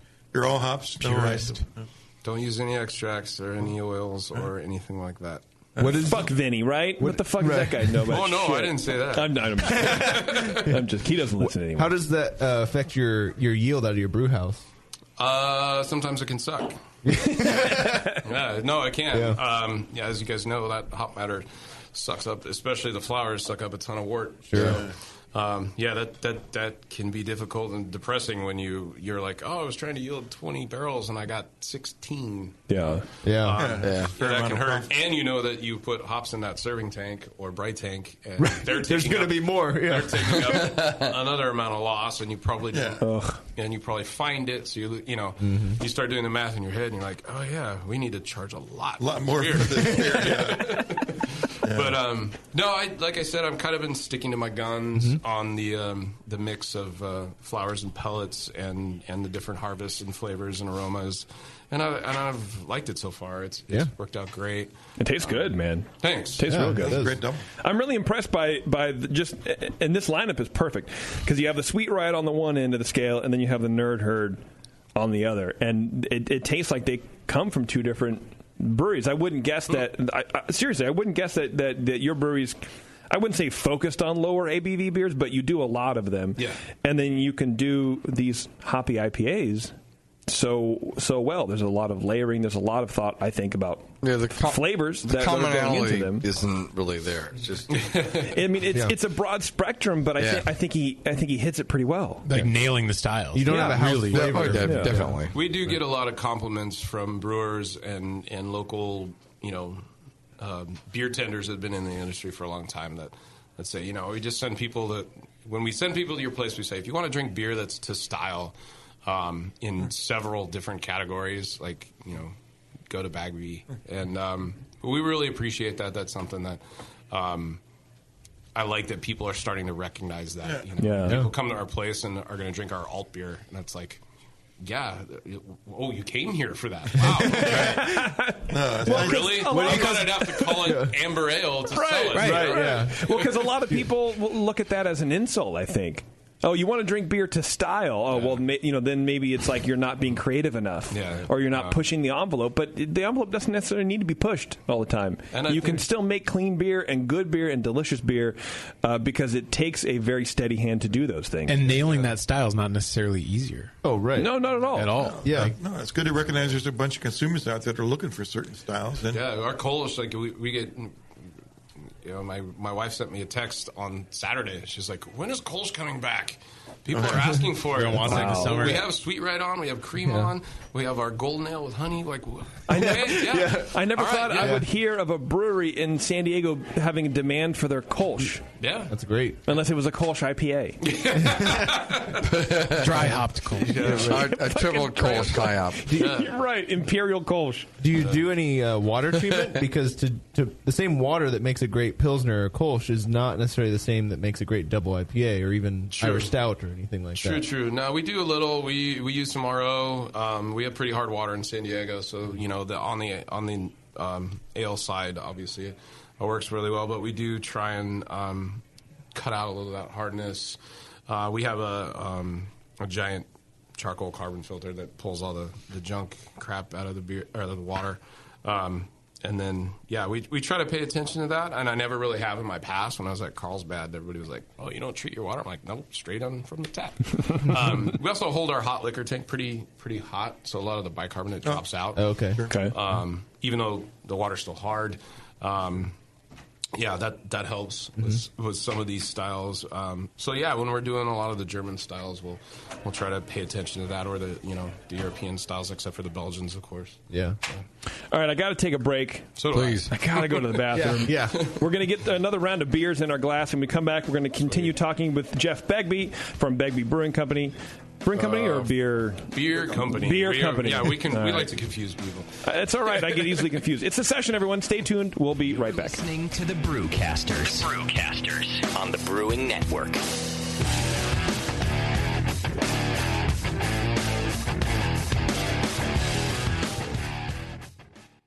Do you know the three most important rules in brewing? Sanitation, sanitation, and sanitation. And no one does it better than 5-Star Chemicals. 5-Star knows sanitation. You can only sanitize clean equipment. And 5-Star knows how to clean, too.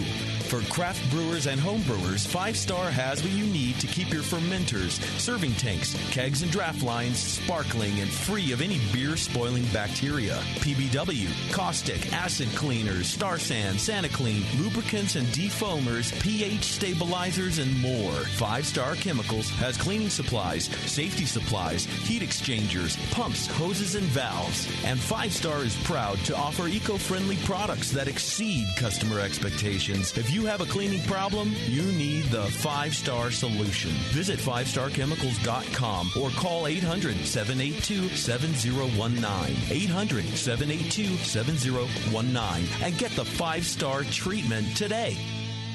That's it. I've had it. I am never putting hops in my beer again. What? Why? It's just too ridiculous. Insane prices, stupid contracts, high shipping costs, crappy selection. Dude, you need Nico Brew. Nico Brew will rock your f***ing face right the f*** off your f***ing skull. $5 shipping to all 50 states. Plus fantastic international rates get you low prices on Nico Brew's great selection of hops and more. Whether you're a home brewer, a pro brewer, or a homebrew shop owner, Nico Brew can get you the hops you need in increments big and small, single orders, spot buys, or full contracts. And there's only one place to join the uber special secret elite bare bones club where you'll get the best deals anywhere. Holy shit! NicoBrew.com. NIKOBREW. Nico Brew, your bare bones buddy in the brewing business. For more than 20 years, White Labs has collected yeast strains from around the world and kept them locked away. Until now. Through the Yeast Vault, they are now releasing new, creative, and unique strains. Most have never been used in commercial products. Some have names you can barely pronounce. And all are uniquely White Labs in quality and performance. Now they're giving you the opportunity to unlock the vault. Here's how it works. Pick the yeast you want from the vault. As soon as 500 people have chosen that yeast, your card will be charged and your yeast will go into production. A short time later, a fresh White Labs Pure Pitch package will show up at your door, ready to make the beer you've always wanted to brew. For the first time, White Labs is letting you into their secret yeast vault, unlocking access to hundreds of strains never available before. Join the White Labs Customer Club for first access to the vault. If you work in retail sales, the restaurant industry, or are a new craft beer enthusiast, or you know someone who is, you have got to check out Beer 101. Beer 101 is an online course created for anyone wanting a quick introduction to the vast world of craft beer. Beer 101 covers the history of beer, brewing ingredients and processes, vital stats like ABV, SRM, IBU, and gravity, styles, tasting, glassware, and pairing beer with food. The Beer 101 course is offered by the Brewers Association at craftbeer.com. Also home to the truly awesome Beer Style Finder, a visual guide to every beer style. Quickly play with color, bitterness, and alcohol content to interactively explore the entire world of beer styles with a gorgeously designed interface to your favorite beverage. The new Beer 101 course and new Beer Style Finder are only available at craftbeer.com. Craftbeer.com, celebrating the best of American beer.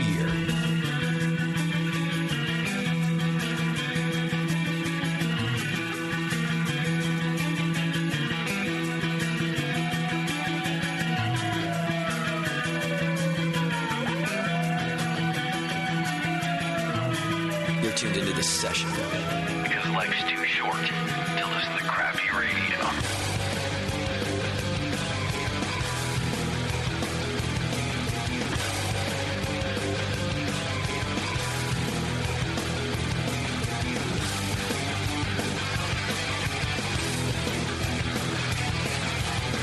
All right, thanks for hanging out, everyone. You're still welcome. Thank you. It's still the session, which is even more shit. important. Right. Speaking of shit. No, I'm just kidding. I realize that's Our probably new not going to sponsor. be a great segment. Yeah. The Squatty Potty. Yeah, really good segue. Jeff, every once in a while we have to do weird live reads that may or may not make you uncomfortable. Usually once a week. So it's like, what do they call it? A trigger warning now. Okay. Like a lot of the universities will be like, "Oh, this class contains topics that may or may not you may or may not find offensive." They're triggering. They're called trigger warnings. Violent. Or just like, you know, the new hot thing with colleges, like have a safe space where nobody can be offended by anything. So you might be offended if we talk about this, right? So it's a trigger warning. So yeah, you know, I'd like to get that on Facebook, where people should give me a warning that they're going to show a picture of their dead dog. Right? You know what I mean? Yes. Nothing depresses me more than to know that a dog died. I love dogs, right? Right. They're so helpless, and you're loving them. Yeah. So, you know, they'll show a picture of their dog like, they're out playing. That's great. Cool, right? Yeah. Then you see this other picture of some other guy's dog, and it's died today. Right. Damn it. It's like, Sunshine, you brought 18 years of joy to my family. I cry every time. And it's like, but it's also always the saddest picture of the dog where it's like slightly out of focus and the flash is like triggering his eye thing and he's like all weird and red around the face. You know what I mean? Like poodles get like discolored around the face. I know what you're saying. I had this the other day. I thought you were talking about people everybody has a taking dog that's pictures. dying. I thought you were talking about people taking pictures of the dead dog.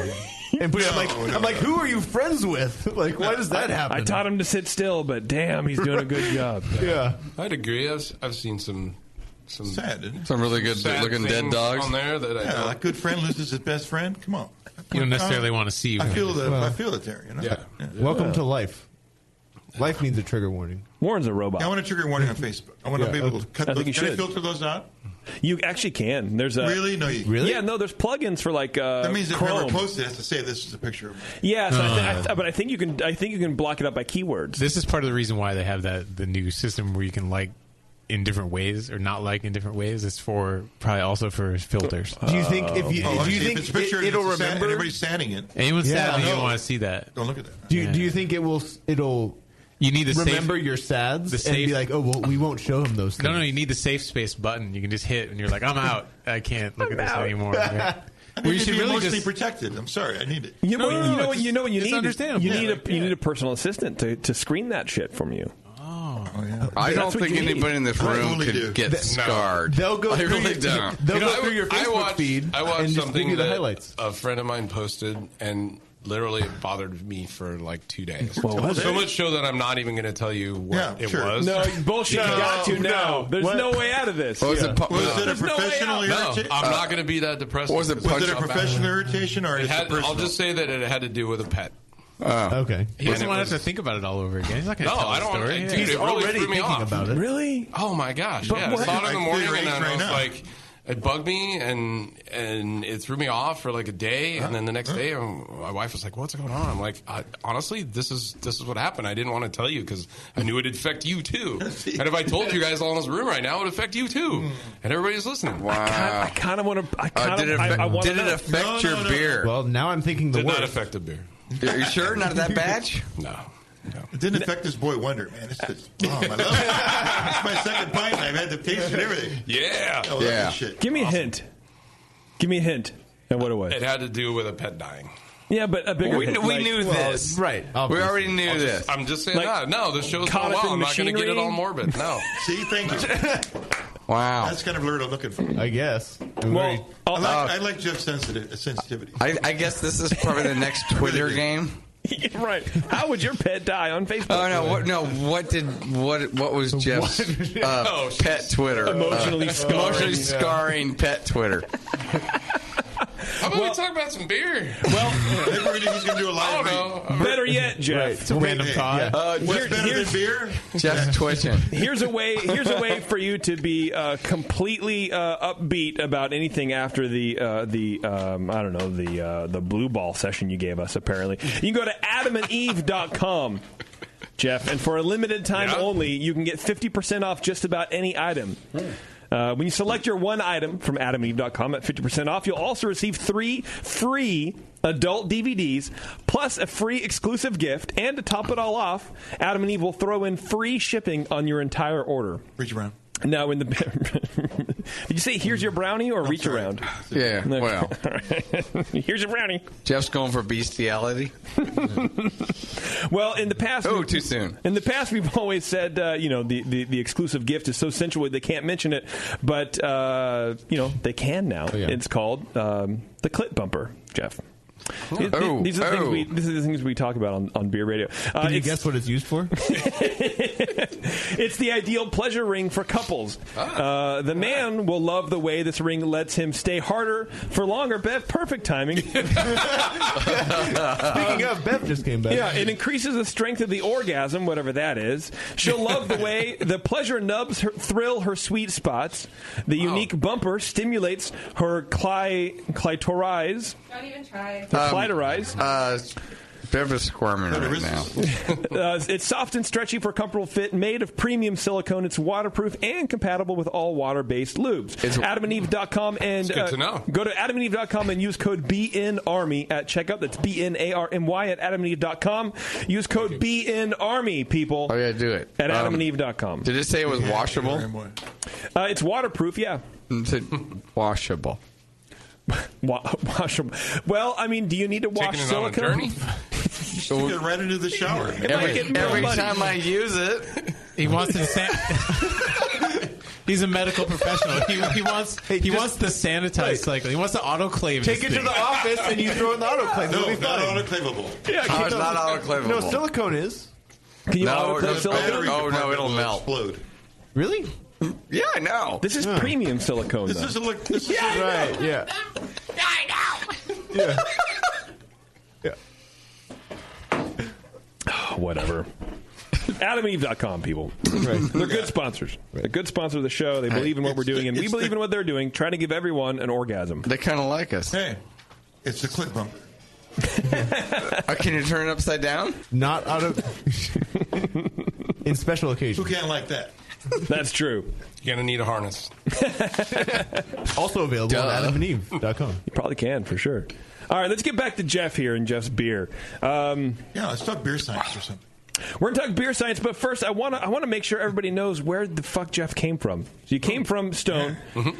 You were at OG's for a while? People know OG's, or you weren't? Yes, okay. I was. I was actually way at back when. Pizza Port before. Pizza Port actually, before. I was working at both. Okay. I was a head brewer at an OG's location while I was still bartending in Solana Beach. At Solana Beach, okay. And then you shifted over to Pizza Port. Full time. Yeah. And then suddenly you started winning a bunch of awards. Ooh. And at GABF, you won the small brew of the year, right? Large brew pub. Large brew pub of the year 3 times in a row. Yes. Back to back to back. Back to back to back. Freaking amazing. I can imagine the first time. What did you think the first time that happened? Party pants. I was pretty blown away. But actually, that beer didn't win in the year that we won. But you're always wearing them. That's why I see you're on stage with for them. sure. Yeah. Well, we're definitely talking about party pants. That one maybe showed up in the lineup somewhere at some point. Party Pants Pilsner won a silver medal at the JBF. I couldn't believe it. Wow. Yep. Hell yeah. Brandon Edwards and he was my cohort in that brew. I love that kid. Yep. And, we're sitting there at awards, and German Pilsner comes up, and Victory Prima Pils gets the bronze. We're like, oh, well, we're not winning that one. Silver goes to Party Pants. Holy shit! Turn your party pants brown at that point. So I run up, jumping up and down up to the stage. Yeah. No, I don't know. It was like we hit this kind of rhythm, and I think part of it could be attributed to really understanding, obviously, the equipment and the ingredients in our brew house and timing. Yeah. Because I look at things now, like I just got an email the other day, and they're like, oh, on the 21st, you can start entering for GABF and filing to enter. I'm like, I have no idea what we're doing. I don't know what's going to be ready. I don't know what to put. Yeah, it's. You have to plan backwards because you really want to judge fresh, right? And that's the best time. That's and yes and no. Yeah. Some of my friends who have been very successful, despite the time frame for entering, will taste their beers that they have right then and go, what's tasting best right now? The 2-week-old or the 4-week-old or the 1-day-old. And you can look at it and go, oh, well, if you're a production brewery, you're probably making some of those beers multiple times before you hit due date for bottles. Well, those are going to be your best beers, right? Because you're making them all the time. You're dialing them in, right? It could be. They or might the not one-off be. that's in a barrel is going to be the one. That's a different story. Obviously, some of the styles. I don't know, man. It was nuts. After the third time, I think I was, like to use this phrase, barely half alive. Riding to the airport with a friend of mine, Ian Black, who owns the Tornado in San Diego, and he's like, "Wait a second, so how many medals is that?" I'm like, "What do you mean?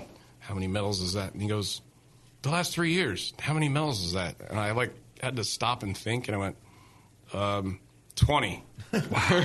And he went, he's like, "Are you fucking kidding me?" And I'm like, "No, I just kind of realized it myself when I said it out loud." Yeah. Like it was that much of like, wow, we hit 7 in 09, we hit 7 in 10, and we hit 6 in 11. And it was like, what? Yeah. What kind of repeat styles? Like, were the same beers winning, or were you getting different? Here and there, we have, or we had, because can't say that anymore. No, when we were there, we did have some beers that won multiple times, and that was obviously affirmation for the beer and for us, and really meant something to me as obviously as the brewer and the designer of the beer. We had multiple awards for an English IPA, an American Stout, an Imperial Stout, a couple other stouts. We did pretty well with stout. Our brown ales, a Scotch ale, actually a version of the Belgian Golden that's on here tonight. Okay. We're going to drink that in a second here. Won several medals in Denver and at World Beer Cup. Wow. So, I mean that obviously that means a lot. That's kind of like, okay, it wasn't a fluke. It's a solid beer. You know? Right. Yeah. You're bona fide for sure. Yeah, right. yeah. You know, you're kind of like, wow, okay, cool. We are doing something right. Yeah. You know, like, it's just, but it's still mind blowing. Like I look back and think about it, and it's just not. It's how did we do that? I don't know. You don't know. I mean, is it so? You know, Brandon, who's a friend of mine too. I haven't spoken to that guy in fucking forever, but he would always tell me he's stuck in Columbus. He's still there. Yes, still all right, there. good. Keep him far away from here. Good. He'd always talk about how he's trying to catch up with Warren and Beardside. Yeah, stay in Columbus. Yeah, get out of here. My territory. He'd always talk about how much you trained people. And I wonder if that is kind of the secret to the success of your run at Pizza Port and hopefully now at Bagby Beer Company is that you just made sure everybody knew everything and you kind of broke people down. And Brandon would always say his success, the way he learned everything, is he didn't know shit when he went there and you kind of taught him everything. And so maybe for some people who go to school and learn a bunch of stuff, we've had brewers on going, I don't want to hire people like that because I have to retrain them to what I want. Do you think there's anything, relatively... I think there is. I think he's very, very correct in that statement. I think that the fact that we had guys that wanted to learn and that were passionate and didn't care. They were there. They were working hard. They were tasting the results every day, and tasting whatever else was around, and realizing like, hey, no, we this is working. This kind of thing, and I don't know why they followed. I have certain theories, but it just, I think part of it was not even really on the brewing side or the science side or the process side. It was more just like a camaraderie. Okay. We each had the right team. We hung out all the time, in and outside of work. It was almost crazy that way. But I think being able to be like, dude, why'd you do that? That's fucked up. Why the hell did you? No way. You're not serving that beer. Like with a process or something happened. Okay. Or this, or you fucked me on yeast, or whatever it was. We tit for tat each other a little bit of that, so a check and balance on that side of things. Okay. There was accountability. It seems like, big time. And I always told my guys, I'm like, you need to bring your beer to meetings. You need to bring, if I come up there and I see you fucking off or whatever, like I'm going to call you on it, and I'm going to taste your beers too. And if your beer's on par, you better. And it just worked. I was never maybe I was. I don't know. I was never a threatening person, I thought. But I think they wanted... Your approach was more like a team guy. I think asshole. I think the biggest part of it was they didn't want to... They kind of checked themselves. They didn't want to have a subpar product. They wanted to get better. They understood what it's supposed to be, right? Yeah. And they had thoughts in their minds like, hey, we want to make this. And I'd be like, yeah, okay, review it for me. Let's see what you can do. And boom, they'd come out and it would just be like... I remember when Noah hit a medal with an oatmeal stout, and I was like, wow. I saw the recipe. That was it. Like, he made the beer, he sent it, won, boom. We even called it after his middle name because I was making a joke about it at some point. We called it Ernest Silky Smooth.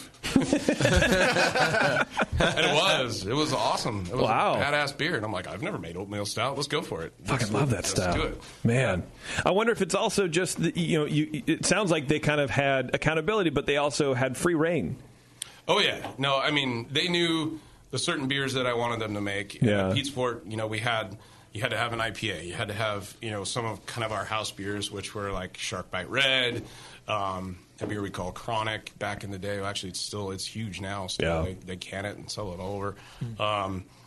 We had a beer called California Honey. Everybody kind of had a version of a cream ale back then. So they knew what they had. They had to have a stout on of some kind, whether it was Irish Dry or, like in Noah's case, when he was like, I want to make oatmeal stout. I'm like, right on, do it. They had to have the rainbow of flavors, so to speak, but it wasn't so like, no, it must be this way, it must be this recipe. And it was pretty cool. I remember doing an experiment with Shark Bite Red, which oddly enough is I think the last beer we talked about on the last time I was on the show. Okay. We had everybody bring theirs. This was when OB had opened and they were making beer in Ocean Beach. And so we had all 4 of the pubs Shark Bite Reds in one meeting. Space. And we're like, yeah, let's see how different we are. And it was pretty dead nuts. I mean, really? It was amazing to me. There was very little variations. And I mean, obviously with brew houses that size, one being one being on a steam system, the rest being on direct fire. You're talking about crystal malt in a high degree. You're talking about fermenter shape differences, stuff like that. A bit, yeah. It was pretty remarkable to sit there and taste all the beers and go, wow, we're that close. So it really doesn't. I mean, it matters, I guess, a little bit, but it still comes down to who's manning the thing and what you're putting into it. I mean, you can stress all day long about fermenter shape or steam jacket or direct fire or what size or whatever, but it matters. The people are making the beer. You're making the beer. Yeah. And that's what matters. Yep. Well, it's an interesting twist on, like, you have a production brewery that's maybe making 80 or 100 barrels of something. And it's like, those are your standard beers. Maybe that's Shark Bite Red. You're making 100 barrels of that if you were a brewery, right? Big production brewery. Yeah. But in your sense, you have in that production brewery, you have a staff who all hangs out and they work together and they know kind of their ins and outs. But it's different when they all kind of have command over their own kit. Mm-hmm. And they all know the beers they need to make for their catalog, but they're all trying to hit the same point. Yeah. So you bring everyone back together and you taste those again, and it's pretty cool. And then those people's personalities mesh in a different way. It all comes down to the people. I think is what made that really totally. work. Right. And exactly. I swear to God. You're being really critical of each other. If you want to build a team of solid brewers, you guys better be able to talk shit about each other. Yeah. Right. Because I'm sure it was like, of course, healthy competition. They're like, I want to bring a better beer than that asshole over there, and so I'm going to do the best I can at whatever style I'm going to be doing. Yeah, that stinky jerk. Right, yeah. Whoever he is. I have to smell him. I'm going to bring a beer that I actually like. Yeah, no, talking shit is you gotta paramount in brewing. Yeah. Speaking of talking shit, I was told to ask you about... let me pull my notes up. Have you ever made something called a California Come On? Come on. Spelled that way. Is it coming? Yeah. California Come On. Did that come from Brandon? It or sure that did. Come from Noah? It came from Brandon. Because Noah sent me a text about the very same thing. He's like, it was a long time ago, but we'll never let him forget about it. Yeah, that was a mix or a mistyping in a text. And it was supposed to be, come on, you guys. Yeah. And it came out as common, you guys. Common.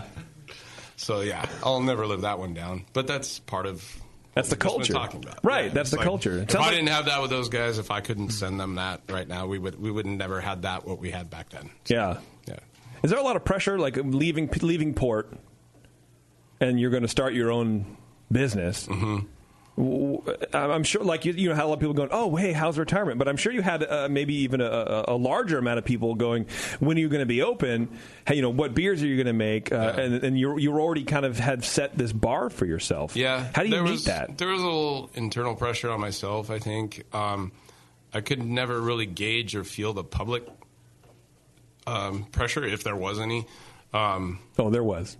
I just, in the back of my mind, I literally had so much shit going on with getting construction done, getting the brewery built.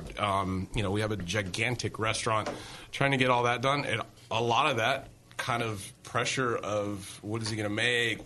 How's it going to taste? Or all that stuff just kind of was like, we just got to get beer on tap. Shit, let's go. Yeah. And so that feeling's normal. Because last night I was just like, I guess I need to actually make a recipe sheet so that way I can record what I'm doing on brew day. That's happening next week. Right. There you go. Cool. Yeah. Definitely. So that is natural that it's last minute. Like, okay, I ordered all the grain. Yeah. I have all the hops. I guess I'll figure out the ratios on brew day. Well, I think unlike you, I think Jeff already had a history of making award-winning beer that actually people wanted to drink. So I think it was more of like he was relying on that, right? Other than just doing it on the day. Well, I mean, so the bar was higher for him, right? So I mean, if I just have beer, the bar's not even out of the package for you. Oh, it's just it's in the box on the ground in the corner on the UPS truck. Cool. Yeah. I mean that makes me feel a lot better. Good. Yeah. Yeah, I knew it would. Yeah. Thanks. Fuck. Sounds like we should open a brewery together. Yeah. Hey, I hear it's real easy. Yeah. We just gotta keep doing this. Right. Yeah. Yeah. Hey, Jeff. This Boy Wonder. How would if I wanted to make that myself? How would I go about that? You wouldn't. You would go fuck yourself. I'm just kidding. It's a rough idea. Wow. You want to copy my beer? Wow. Go fuck yourself. Tasty Turnip? Yes. I'd be happy to give you the particulars. I honestly would probably have to look a couple of them up. Just a rough idea. The basics. 2-row base, a little bit of wheat, a small amount of crystal, which, I know is faux pas in IPA these days. What? No. Bring back the crystal. Bring it back. Yeah. Bring it. Tasty's been saying that forever. When the hop shortage came around, that's what people do. They get rid of the crystal so they'd have to use fewer hops. Yeah? Come on, man. Is that why? Is that why we made that change? That's what happened to me. I don't know. Okay. That's what you did personally? Anyway, so 4% crystal? What do you think? Maybe You're lighter. The way that our brew house 2.5 goes, yeah. British or American? British. I don't use any American crystal. Cool. Why not? A little crisp action going on? Yeah. Yeah. I use crisp. I use Wireman. I use Paul's. I use, what else in that realm? Tingerman's. Just better flavors? Better, like deeper flavors? Range of flavors? Crisp for sure. Right. Nothing against American maltsters. They're fantastic. I use a lot of their 2-row. But yeah, I like European malts, especially the English ones. Okay. And it's funny too. Depending on style, I made a lot of really nice Belgian beer with all German malt, and the Germans kind of go, talk to the Wiremans, and they're like, oh. So you don't have any award-winning beers with our malt that was actually a German-style beer. I'm like, didn't enter any. Sorry. Which seems like a pretty classic German response, I feel. A little bit. They're super nice people. Yeah, and they're when nice, I went to but, like- Bamberg, they rolled out the red. Oh, really? The red if you ever have a coveralls? chance to go to Bamberg in November and go to Wireman, do it. Well, I want to go with you. They didn't withhold the red coveralls since you didn't actually win with a German style beer? No, they still. I have a pair somewhere. I have a couple pairs, I think. Did they make them plaid just for you, or that'd be awesome? Wouldn't it? Especially the little Wireman logo on it. Right. Yeah. But no, it's a pretty simple. It's a pretty simple beer. Base malt, some crystal. High alpha. I believe that was Columbus. What was your bitter? Columbus bitter? Okay, I get that. Sure, it's very danky. And throughout the rest of the beer, Centennial Amarillo and maybe a little Simcoe and Boy Wonder. So we have like 4 beers that are very, very similar like this, and they're all built upon the same thing. The only difference is hops and whether they were pellets or flowers. And what's your fermentation philosophy? You cool? You seem like these beers are fermented pretty cool. You're right. Most of our beers are fermented really cool. We have a house ale strain that we use. We also use Cal on some of our IPAs, but our house yeast we ferment on IPAs at 65 degrees. And that's your own proprietary yeast? Well, it's used. It was quick story on that. I don't know how familiar people are with La Cruda, if they've ever heard of it. Right. It came from Tommy when he and I worked together in Solana Beach.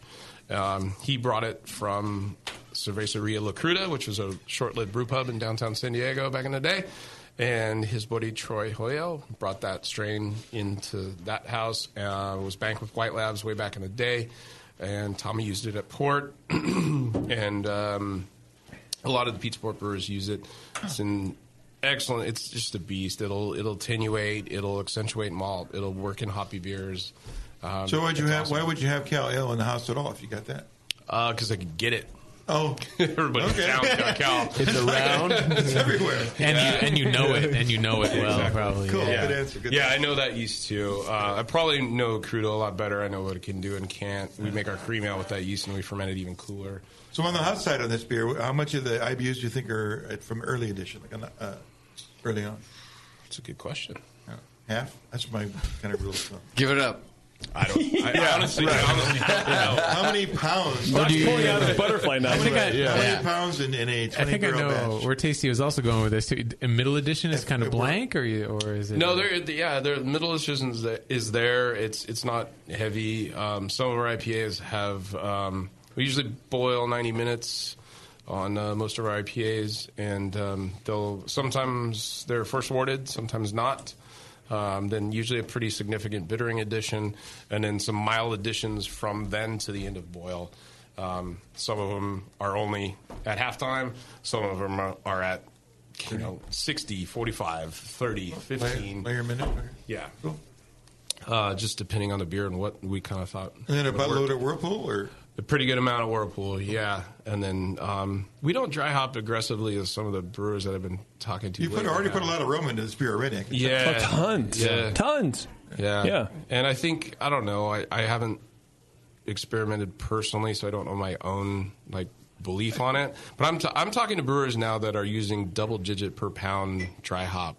Wow. And we're nowhere near that. You know, frankly, I'm as much past double IPAs as my hop aroma is sort of becoming the same way. Yeah. To me, I don't start sniffing the beer. I just taste the beer. It's just more like the back end of the swallow. I don't, the aroma is secondary, and it's maybe eventually we'll stop using all these hops. So will you make it smell? That'd be great. Yeah. Yeah. So will you make? Oh. No, I have a phone call. Oh, sorry, Warren. No. Keep that in the back of your head, Warren. All right. You want to take a phone call, Jeff?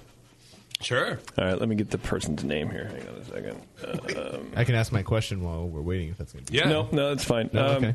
We have Joe John Portley here on the line. Joe John, are you with us?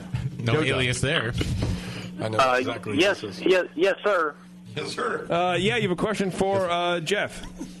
Go ahead, please. I don't have a question. This man is a goddamn liar. Oh, great. Oh, what's he lying about? All right. Well, goddamn everything. That's what he's lying about. That's a hell of a statement, sir. Oh. Okay, where should we start breaking him down, man? And you too, Jason Petros. Oh. Well, let's address one really tall, handsome guy at a time. Okay. You hide yourself in Todos Santos Park. There.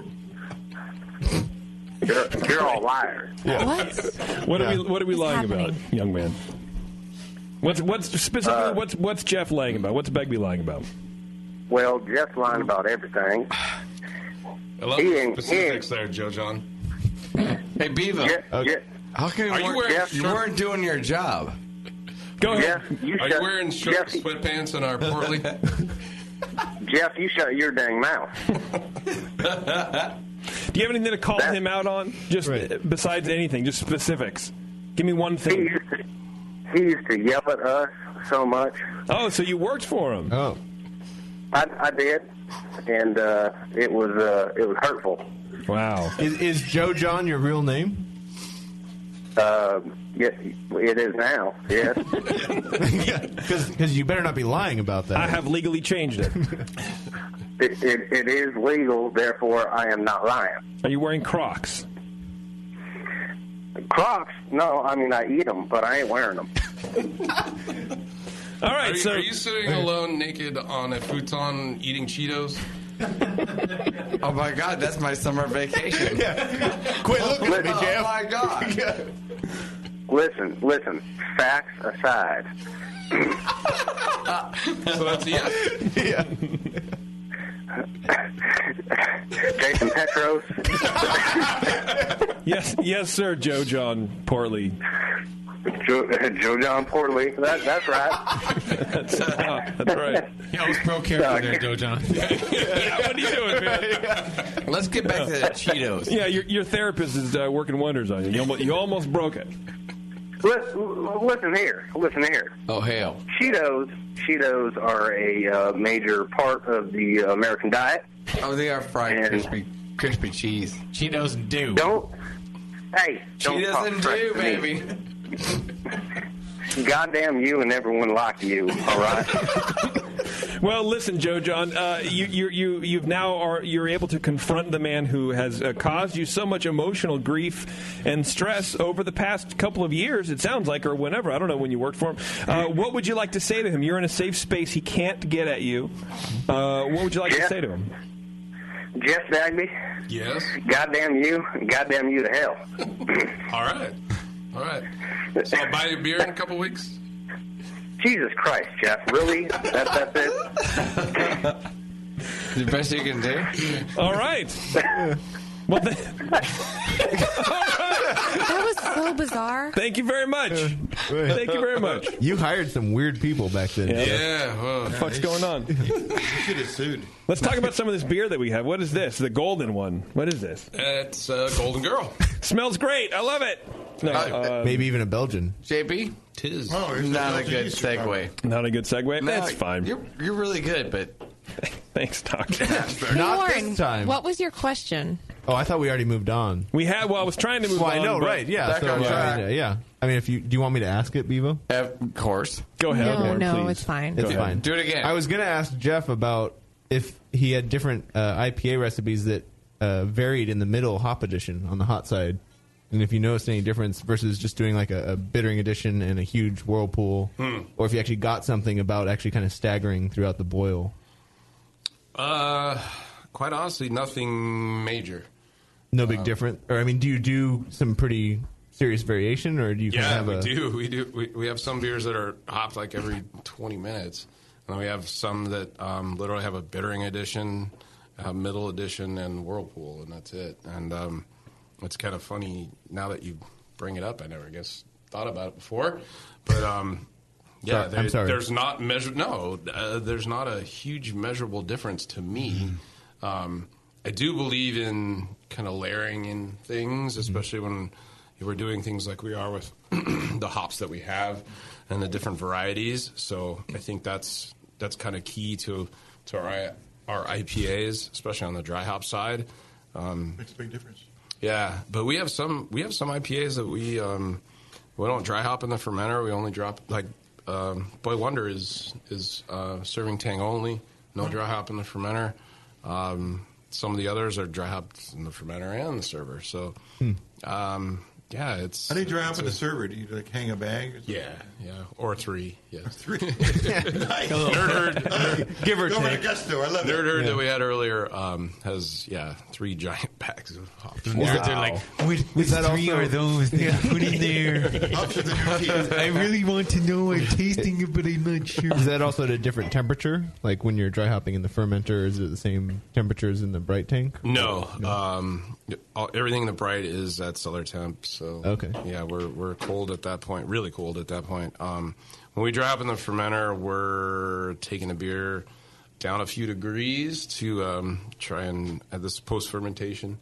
No real signs of any fermentation happening. We'll drop yeast or as much as we can, and then drop a bunch of hops in there. Yeah. Nice. Yes. Great. Now we can move on. Thanks, Bevo. Okay, perfect. Cool. That was awesome. Doc's feeling good. Yeah. I just wanted to move past that terrible call. That was a great call. Love your beer, Jeff. Thank you. Yeah. So let's talk about Golden Girl. Sure. Belgian Strong Pale. Yeah. What do you think, Doc? You like Belgian beers? You're a Belgian beer that's guy. what I started on tonight, and Sounds like it. Fuck you, JP. He's a liar. You're a goddamn liar. You're a Goddamn liar. Great job on that one. Thank you. What do you like about it? What stands out to you? Okay, you can't taste alcohol in it. Yeah. You can't test it. You can get a hydrometer. It's clean. It's very dry. It's also you don't get a lot of autolysis out of it, which you can get with one of these beers. Yeah. So, I mean, look at this thing. It's just brilliant. It's crystal clear. So what do you think, Doc? Does it taste like the same yeast strain as the Saison we had earlier? Oh, good question from Nate. Or a different one? Jeff's really good at making it not all taste like in-house. Totally. I mean, to be fair, that had grains of paradise and, and ginger and other stuff that makes There's it a lot there. tough, but no, it's more about having that house strain, and all you do is I don't do white.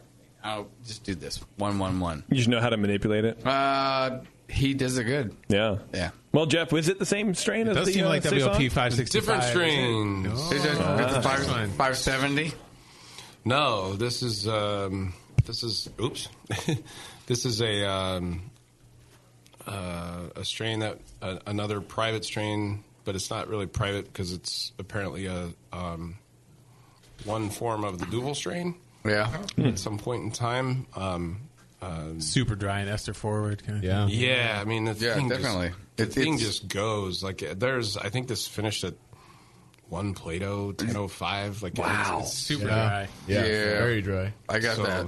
Definitely. It's, beer is very, like, I don't know. I like simple beers. They're often better. Yeah, we get this yeast in the right place, and it just kicks butt on this beer. So it's Pilsner malt, a little bit of oats, a little bit of wheat, Styrian Goldings just for a balanced bittering hop, and dextrose. We use sugar to obviously do the things that it does, and I mean. We actually filtered this batch really coarsely, and when it first goes on tap, it doesn't pull all the yeast out, but it drops quicker when we do filter. Yeah, I know. I just did one of these, and this is probably my favorite style. You just made one of these. You just I did it in Belgian Strong. Yeah, I did it on the Pico. Yeah, on the Pico. Oh, okay. And I had find it, and I just tried to pull off. And it just doesn't do anything, huh? It doesn't. Right. I'm still here. Yeah, that's 570, right? Yeah. Yeah, that one wants to hang around. It's like, man, they all do. Exactly right. It's like, they all do. I'm like, you bitch. I just pulled off 2 pints. It's like, still, damn. It's been a week. It's been a week cold and a week on fine ages and. Yep. So you've seen this too, a commercial or homebrew. It just happens. Yeah, I've used this strain for a long time, and several other Belgians. And there's I kind of found my method for this beer, and that was to coarse filter. We have a plate and frame filter, and when we do that, we can get it. It'll drop bright in about a week.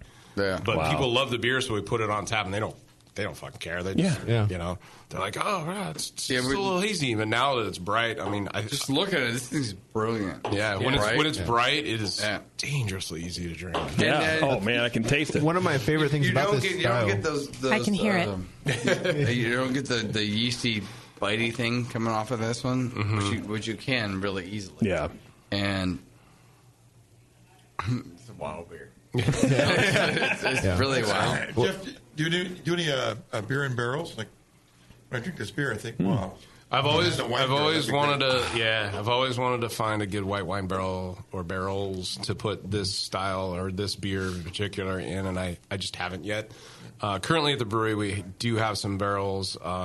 We had our Belgian double in some Buffalo Trace barrels.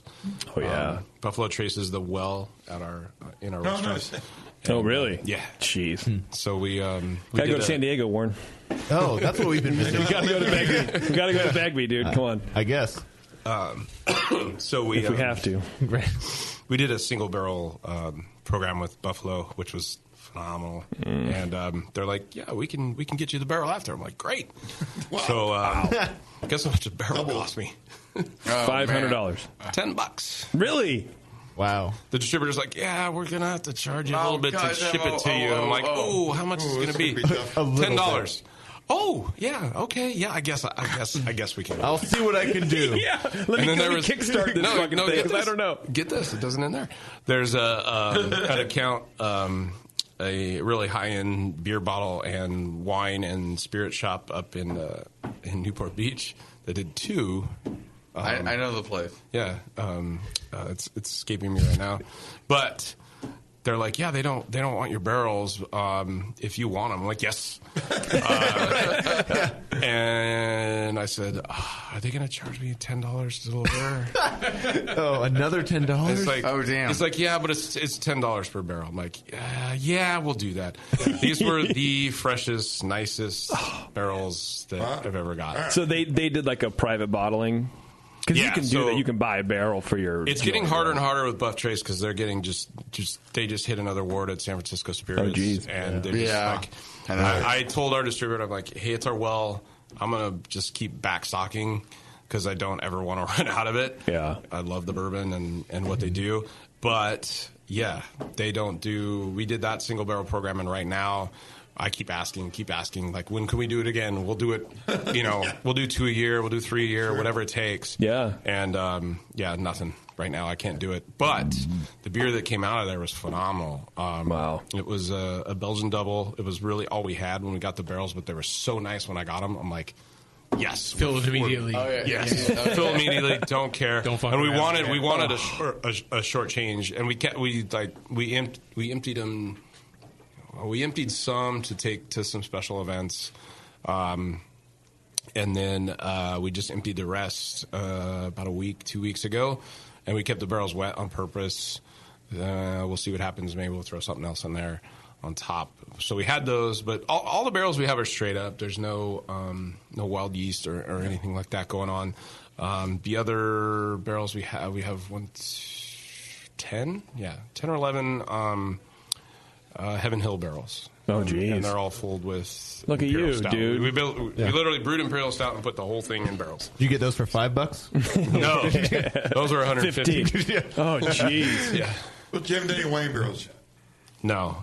I want to, for beers like this, I think it'd just be amazing to get the right kind of white wine. So much body left in that beer. Yeah. So much more to eat. Mm-hmm. But there really isn't. Right. I know it's four. That's like what- one Play-Doh, right? That's what I love about this style done well is that you have tons of malt flavor. Right, exactly. But there's literally zero sweetness because it's almost like a degree Play-Doh. The mouthfeel is huge. But so this is, even though there's yeast flavor and there's a lot of contribution from that aspect or from that ingredient, there's very few other beer styles where you can really say the sugar is eliminated. Yeah. Yep. And this is what malt tastes like. Yep. And I appreciate that. This is a great example. This one thing we do with all our beers, we dry them out as far and as much as we can. We let the yeast just do it so that the malt can sing on its own. Yeah. Or with this beer, that kind of delicate yeast malt, balance. Did you have any formal beer training, formal brewing training, or you just kind of learned on the fly? Learned on the fly. Wow. Look at him. Okay. What am I looking for?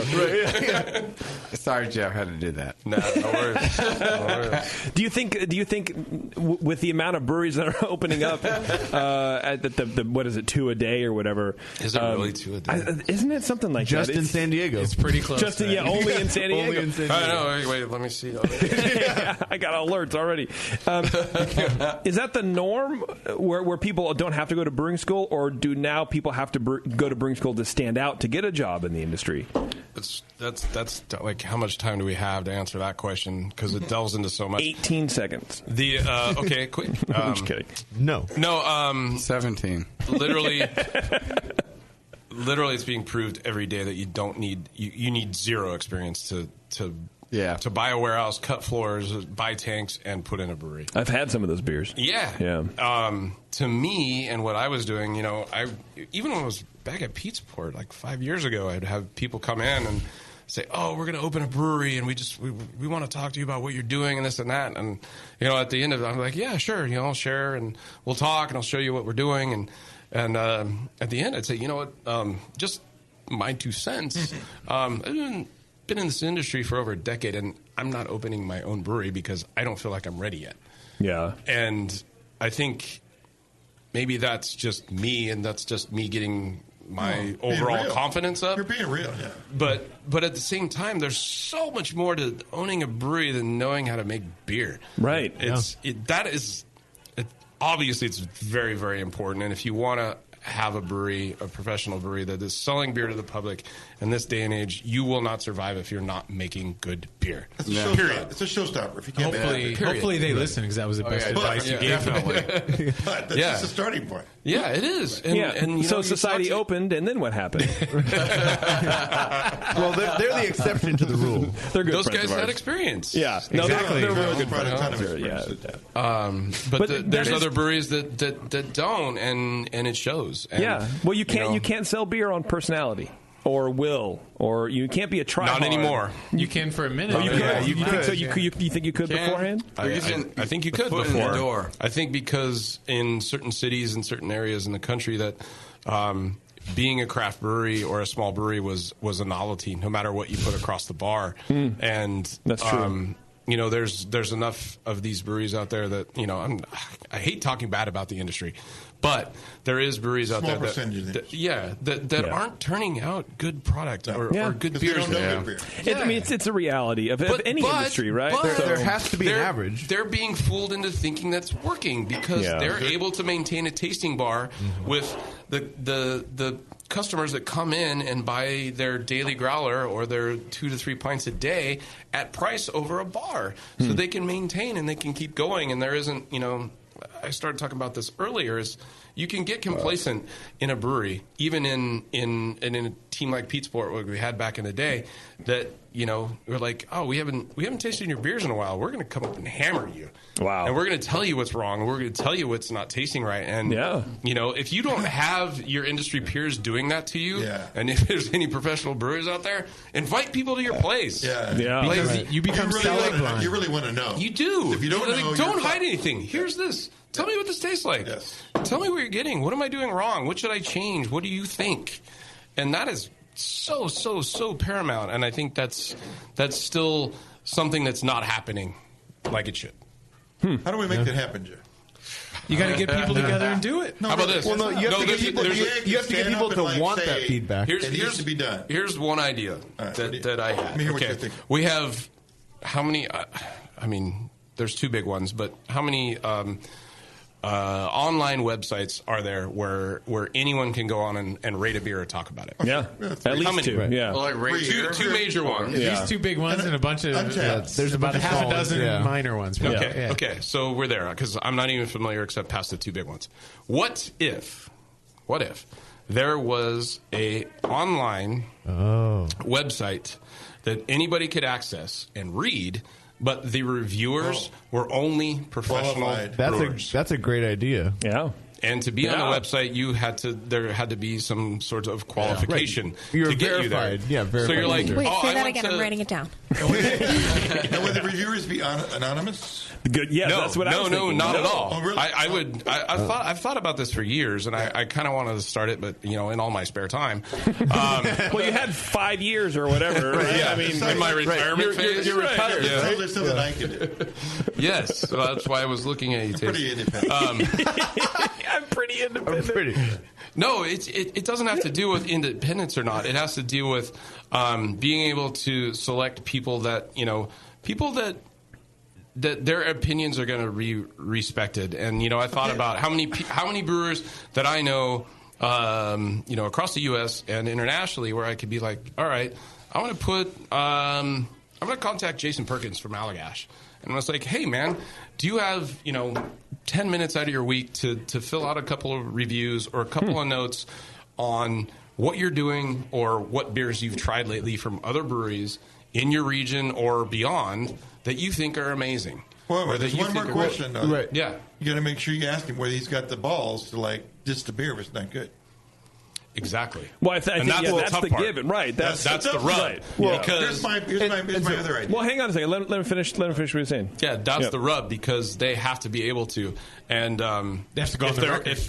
If there was ever a better, more gentle criticizer of beer, it was Michael Jackson. I've watched him tell people straight in the face that their beer pretty much sucked, but he told them in the nicest way possible. Right. And that people need to learn from that. When people are reviewing like my Irish Dry Stout online and they're going, oh, it's watery and thin and light alcohol, really smooth and easy to drink though. And you're like, yeah, that's kind of Irish dry stout, dude. Right. Like, Thank you. So if you take a professional brewer and you get them in that slot, and they're known, they're respected, and they look at it and they're like, okay, yeah, I was hanging out with so and so, and we were at this pub, and they can comment on whatever. Yeah. But yeah, I think you would get that unbiased. What about the bad? And about the bad, news. And what about it's all the bad, about the bad news. This is what we're talking about. Yeah, it is. We're watching good. And it has to be constructive, and I think that's what Michael did so well. He was able to tell people like, oh, I'm not quite sure about your yeast pick here or your crashing technique or whatever it was. Back through the 90s, it was like the diacetyl era. High crystal and tons of diacetyl. I'm walking the GABF floor. Viva diacetyl! My first ever GABF, and I'm going, is this really what he's bringing to the show? That was the B in ESB, was the butter. Right. Yes. So, I think hopefully and somehow there's a way that happens. I feel like the kind of unbantered Yelp of beer has enabled people to just go on there and really say good things about beer that really aren't that great. I think clearly the best way is for you, like for brewers locally, to engage for other brewers locally whose beer's quality is not as good. Yeah, I mean, really, and it's not like you're not causing a war. You're not tit for tat to people. You want to help them. You'll be like, hey, dude, tasted your beer at such and such, and I mean, I tell my friends that. Anybody. Call about him Avery all the time. It's fun to talk shit to him. I'm like, dude, just had Avery IPA. I had blah, blah, blah. Yeah. Horrible. But that's just hang up? So I don't really... Right. Almost. Like you said. Usually it's through text, so it's talking not a big shit, deal. like you said. Go ahead, Warren. Talking shit, and you can tongue-in-cheek it, or the other guy is going to be like, whoa, okay, there's some truth in this. I want to find out what it is. And if the customer or the beer fan or craft beer person is reading it and sees that and goes, okay, wait, there's something here because I've had that guy's beer and he makes good beer and he knows what's going on or she knows what's going on. And they're saying this about this person's beer. Yeah. Either it was a dirty line, an old keg, whatever it was, or there was really a problem. Yeah. And that gives the opportunity for the brewery to fix whatever they need to. Oh, that's great. And it gives the opportunity for the beer fan to go, wow, yeah, it got rated really well, or maybe there was an issue here, but over here it was good, and I don't have the particulars all figured out, man. But that's just educating the beer fan. That means they make a choice. Their dollar. Exactly, and they're paying a lot more and more for beers these days. Warren, you've been trying to make a point. Sorry, go ahead. Well, I was thinking that making it public would make it a lot harder because even the people that want to give constructive feedback, they don't want to say if Sam Calagione just love talking shit to Sam too. Well, right, but say if he just picks out some brewery in Nebraska and be like, hey, bro, you have a diacetyl problem. And the general public, sees that. Yeah. And there's oh, wow, Sam thinks that brewery sucks. So I think making it not public, but making it just industry only. Maybe a subset of Pro Brewer Forum or something right, like that. Something that's only accessible to industry people. Yeah. Would actually increase the amount of probably open and honest feedback and even open up the amount of people that would be willing to say something negative. Yeah, no, I totally agree. I think that's part of how you could build the site out. Maybe a rating or a review gets... That's a great idea. Fully kind of diagnosed before it gets made public. But I think it's key to make certain things public at some certain... For sure. Yeah, you're right. And, that's one thing I've never liked about sites like that. I mean, even Amazon or any rating site in general. I used to work at More Beer, and we were about to turn on a rating site thing, and I'm like, I don't like it because you can't guarantee that the people using the product actually used it properly. Mm-hmm. You can't guarantee it, and the hope is eventually you get the more ratings, and that kind of averages out to most of the people are kind of competent enough to use it. But I've read a lot of ratings. I did this game with James Costa from Half Moon Bay, excuse me, and it was basically going through and reading all his shitty reviews. which is kind of a joke. But it was slanted less to, hey, the beer sucks, but more to, hey, this person has no fucking clue. Right. It was exactly kind of what you said about the Irish Dry Stout, where his brown ale, his mild, as a matter of fact, was watery and thin, but easy drink. It was like the same. It was like a fucking mirror, and I'm like. Yeah. Another one was, I don't normally like this style. So then why did you buy it, and why did you decide to write about it? If you don't like it, that means you don't like it, and I guarantee you don't understand what the style is. But if brewers... I don't really like raspberries, but this beer... Yeah, I decided to buy it and pay $8, but it was overpriced. Yeah. No, it's something that I think will help a lot of people, will help the industry, and I think it's a great idea. Push beer to be better. And like I said, I don't have all the particulars about it, but it's something that roams around in my brain, especially when we go to these big events like we did this weekend and see all these industry people that are icons. Like what if Ken Grossman told you your 2 cents? Would you pay Ken Grossman to tell you 2 cents about your beer? I would pay for a half-hour meeting with him for sure. If I was especially if I was going to start up a brewery and a therapist, and here's a flight of 8 of my core beers or 6 of my core beers. I'm going to start up. Give me half an hour of your time. I'll give you $500. That's worth it to me. Yeah, Jeff, here's my idea. Sure, let's hear it. All right, so this requires one major leap of faith. Yeah. We all get high all the time. We don't do shit, but we just smoke pot. Okay, sorry. We do that. Sorry. Oh, there's that. But I'm the gatekeeper, right? So. Who's the key master? Is that the giant leap? I'm the only honest guy in the whole game. The giant leap. Who's Zool? It's a big leap of faith. Who's Zool? Oh my fucking God! So brewers, for a nominal price or free, say the BA would pay for this, would send me samples of their beer. I would distribute it to unbeknownst professionals, master judges. Totally blind. Totally blind. They would give their results. I would move that on to the brewer. It's a fantastic Real simple, idea. right? Yeah. Cheap. Do it. Efficient. Oh, so you just need to have trust in me. Hand pedal them down there? I mean, hey, if you ever wanted to advance the craft and say you actually contributed to the thing, I agree. Put the tasty front. Whatever. Right. We have to ignore. Certainly pay it forward doing something. And hopefully the recipients would. We have to ignore the Moscow rule and assume that the beer would actually get. It would say. Well, Tasty doesn't play poker. It would say Ken Grossman said this. I mean, it could, right? That's true. They don't have to be necessarily anonymous. That's true. They can be. Yeah. Speaking of your Irish Dry Stout, that's what we're drinking. That's one of the beers we have left. Right? It's so nice and dry, too. Oh, yeah. But it's a little watery, I think. Delicious. It's easy drinking, though. Don't you find that it's a little watery? Yeah. We should probably I'm looking for... Fuck you, JP. It had to happen at some point.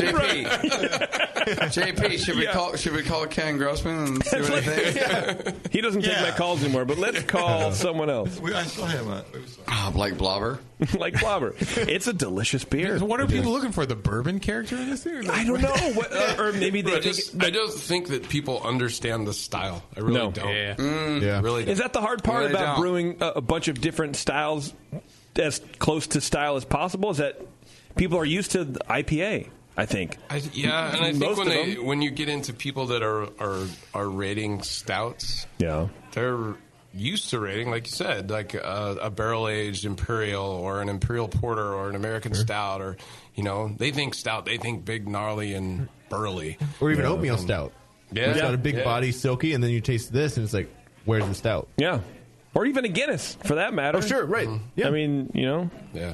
So clean, though. So fermented. Oh, yeah. So delicious. It is. Makes you want like 3 pints. Well, and the roast is balanced. Yeah. That's the problem with a lot of American stouts. Roasted barley. Not too much of like anything else. That's what I'm tasting. What do you put in here for the roast character? Dude, that beer is so simple. It's flaked barley, maris otter, roasted barley, and like a pinch of chocolate malt. That's all you need. Wow. That's it. Yeah, no patent anywhere. Awesome. With the flake barley, do you... I don't like that malt. Don't need that. Sorry, everybody out there who Some people are like super like diacetyl sensitive. I'm super like black roasted barley sensitive. I can't fucking stand it. What? You don't like licking ashtrays? What's wrong with you? I can't do it. Weirdo. Do you do a low temperature rest for the flake barley to like at a 120 No, Fahrenheit? we To don't. gelatinize it or whatever it does? No, Whatever it's you a- need to do to flake it's a barley, convert it. apparently. Yeah. You don't need to do. Warren Billups, professional brewer. Yeah, right. You don't need to do much to it to get the conversion you Yeah. need. And honestly, it works great in a mash with something like roasted barley. It just gets obliterated in your mill usually. Yeah. No, I've always loved this style. I've been making it for years. It's again, we're back to the what's drinkable. What could you have 3 or 4 of? What could you have a 20-ounce pint of and not forget your own name? Yeah, right. So, seriously, like a beer you can drink fast enough that it's not warm when you're done. I'm convinced too. Going on like which beers have won in this category. Yeah. Over the last few years, I think they're missing a little too on the alcohol side. Like I believe Irish Stout should be, if it's 5, it's no higher than 5, and it should be lower. So we continue to brew ours like this. This is the only GABF medal we have as Bagby Beer Company. This beer got a bronze in 2014. I remember that. Is there any crystal malt at all? Or no? 0. Wow. Yeah. I wouldn't have thought. You don't need it. Well, it's dry. Yeah. Think about how small the beer is and the grist is. Oh, sure, yeah. You don't want it. I just I was looking into it because that's one of the beer styles that I want to open with. Yeah. As the dark beer for the summertime. And Third Street Ale Works up in Santa Rosa They'll make a has great one. one. And They'll make a great one. If you believe the internet, they have some C60 in theirs. And so that's one thing I was kind of surprised by. I don't think the internet even exists. I mean, I anymore. believe everything I read on the internet. Yeah. That's how I knew this was watering. Right, yeah. Fuck, See? Warren? Yeah, the internet's never wrong. You get up to 60% off, right? Yeah. On come on, internet. I love it. All right, we're going to take 60. At least 60%. At least 60. That's what it was. All right, we're going to take a break, and we're going to come back. We're going to wrap up with the last beer in our glass. We're going to talk a little bit more to Jeff, get a little bit of backstory. I want to talk about Party Pants real fast because everybody knows. Anyway, it's the session, everyone. Hang tight. We'll be right back. You're listening to the Brewcasters on the Brewing Network.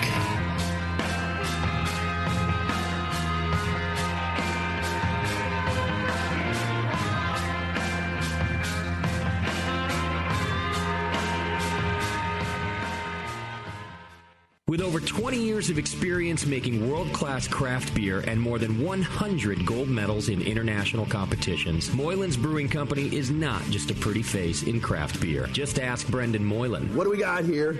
The beer of the hour. Moylan's, gotta love that big M. It's like a sign of awesomeness. Woo-hoo!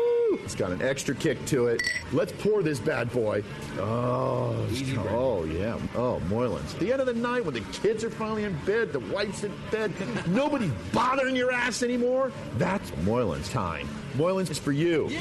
It's to help you out. Yeah. It helps me out. What? Well, because it's freaking awesome. Northern California brewed. It's brewed with love. With love? Oh, yeah. Tremendous. And it's always best where? Moylan's. You gotta try it. On tap at Moylan's in Novato. They're freaking awesome. Not only because I own the brewery, because I love the beer. Cheers! Boom. Kilt Lifter Scotch Ale takes big beers to a whole new level with rich malt balanced perfectly with delicate hops, and now comes in 4-pack tall boy cans so you can take the party on the go. Or come to the brewery, take a tour, and try any of Moylan's fresh creations right from the source. Check them out at moylans.com. Your support of the Brewing Network means everything to us. We couldn't produce shows without you. And we love giving you something extra for that support, like Brew Your Own magazine. You already know it's a great brewing magazine full of recipes, equipment how-tos, discussions of beer styles, and brewing techniques. Whether you're new to brewing and just starting out or you're an old pro, you'll always learn something from the articles in Brew Your Own. Plus, they're amazing special issues like plans for building a Brutus 10 system, 250 classic clone recipes, and a homebrewer's answer book. Brew Your Own magazine and BYO.com are awesome resources for any brewer, whether for yourself or as a gift. When you subscribe or resubscribe from the Brewing Network homepage, you directly support programs like this. Get a great magazine and support the Brewing Network. Subscribe to Brew Your Own right from thebrewingnetwork.com.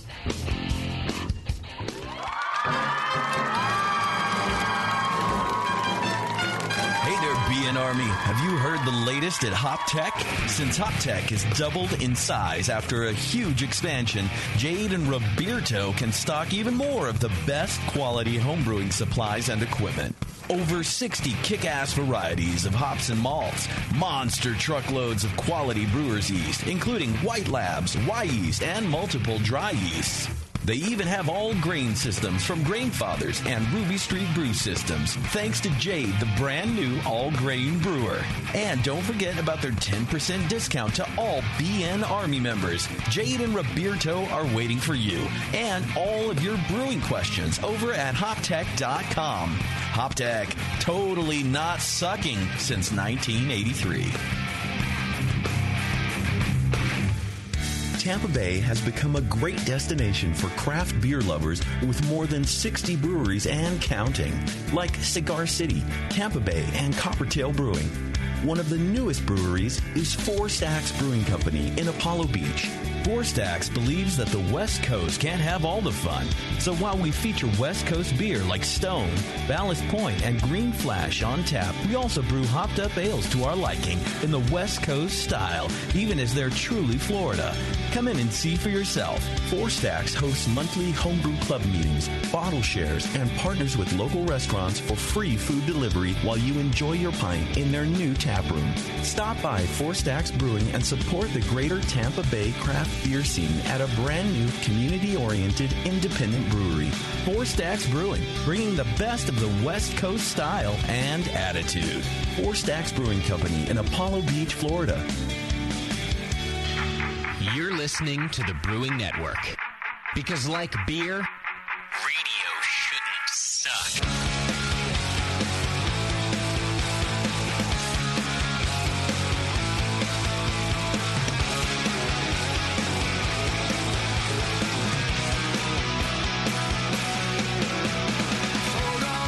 All right, everybody.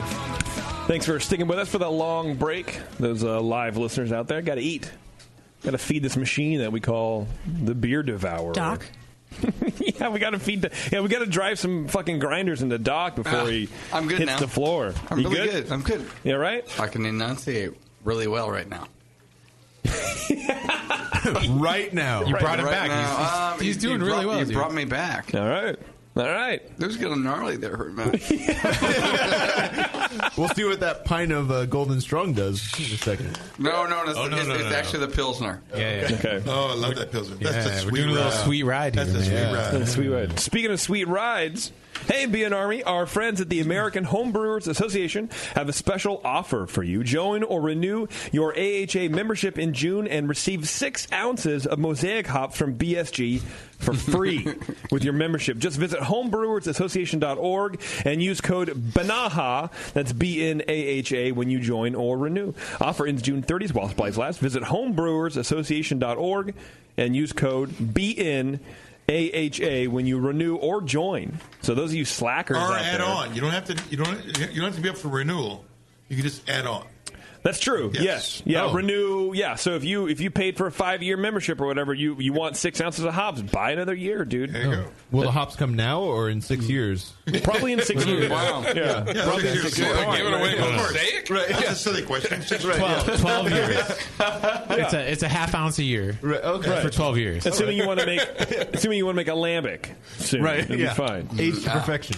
Yeah. They'll age it for you. Mosaic. Yeah, Sure. in Gary Glass's closet. Why wouldn't they? Mosaic. Wow. The price went up.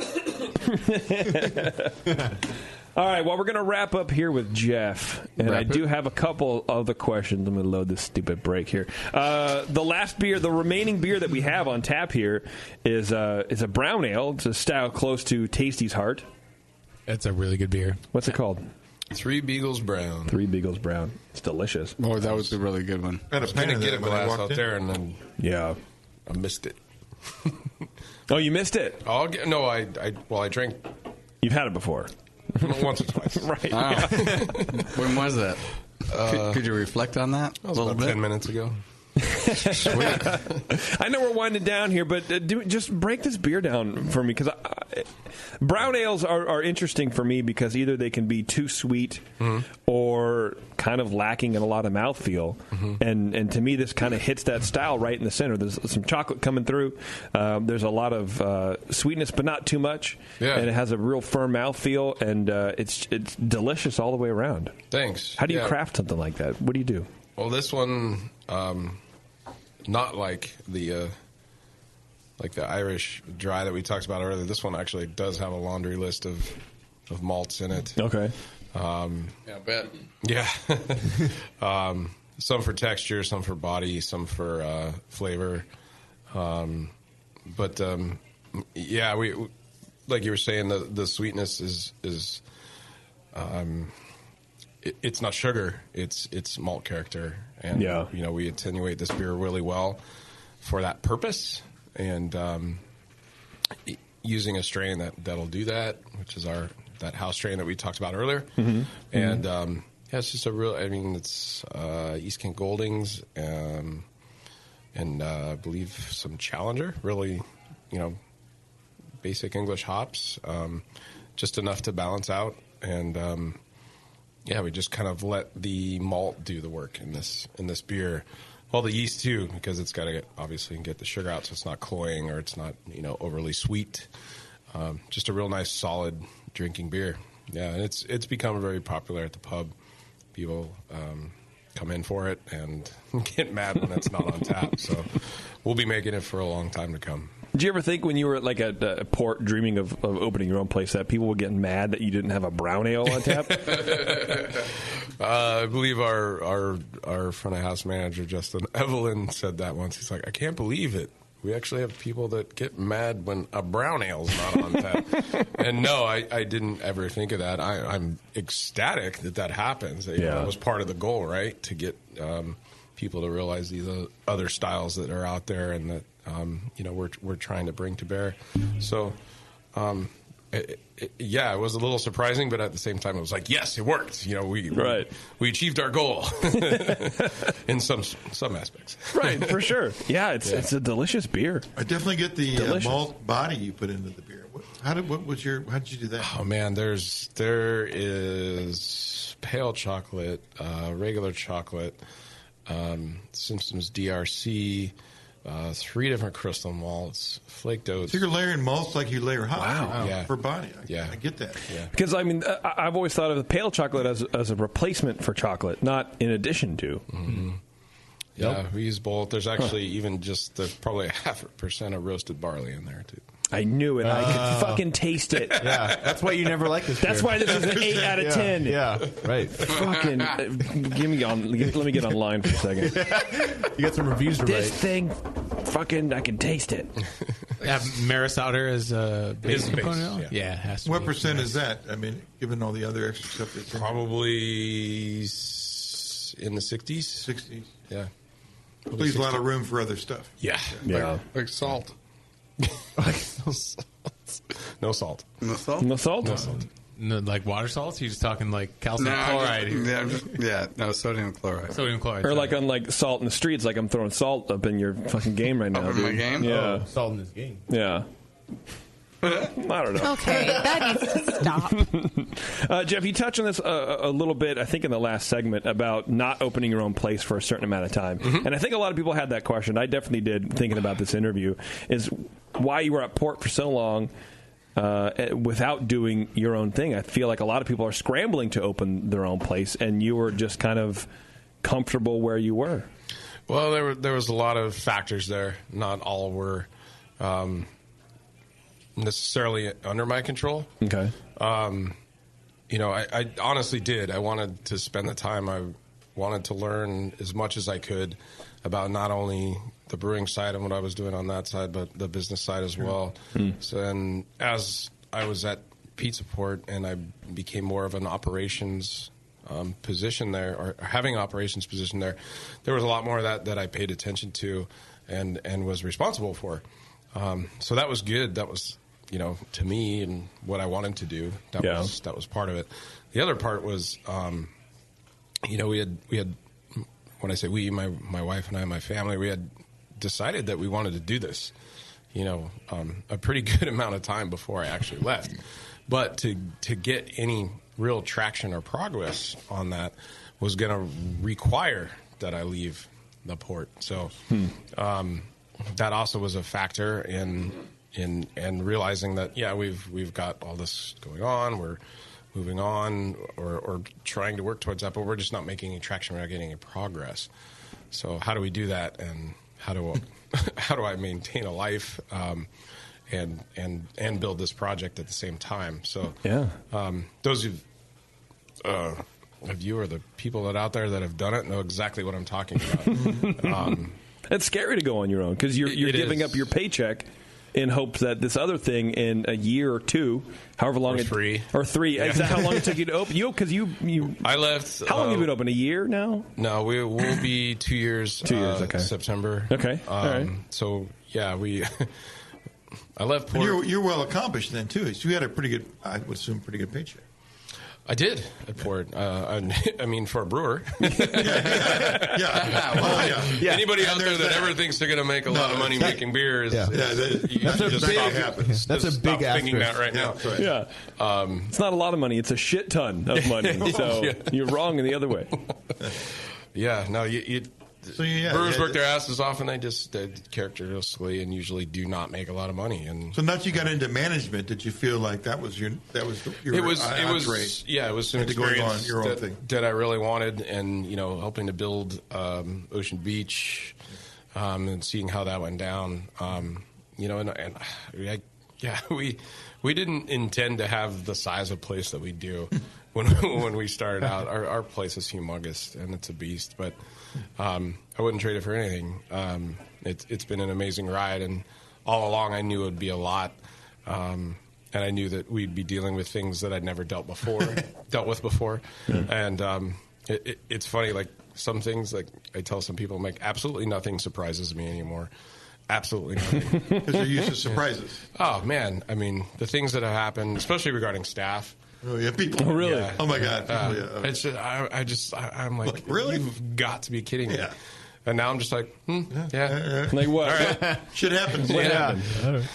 As vague as you can tell it, apparently, not to get anybody in trouble. But what about staff surprises you? Which is good because it's out of the brewing thing. And, I think. God, this is another thing I hate talking about because we're working to change it. Mm-hmm. We have. Or have seen a little bit of trouble with what I like to call the entitlement generation. Okay. All right. Where like Beverly. Beverly just realized she's part of that generation. Yeah, the stupid millennials. I just realized I was a millennial, and it was devastating. Right. And I don't know where the age range goes or ends or begins, but we see it a lot. And, certainly it seems that I feel like I didn't work nearly as hard as the generation before me, but I felt like I understood what hard work is and what you should be rewarded with in return. And I feel like now, it's almost like, I should get this because I'm here. I showed up. Right.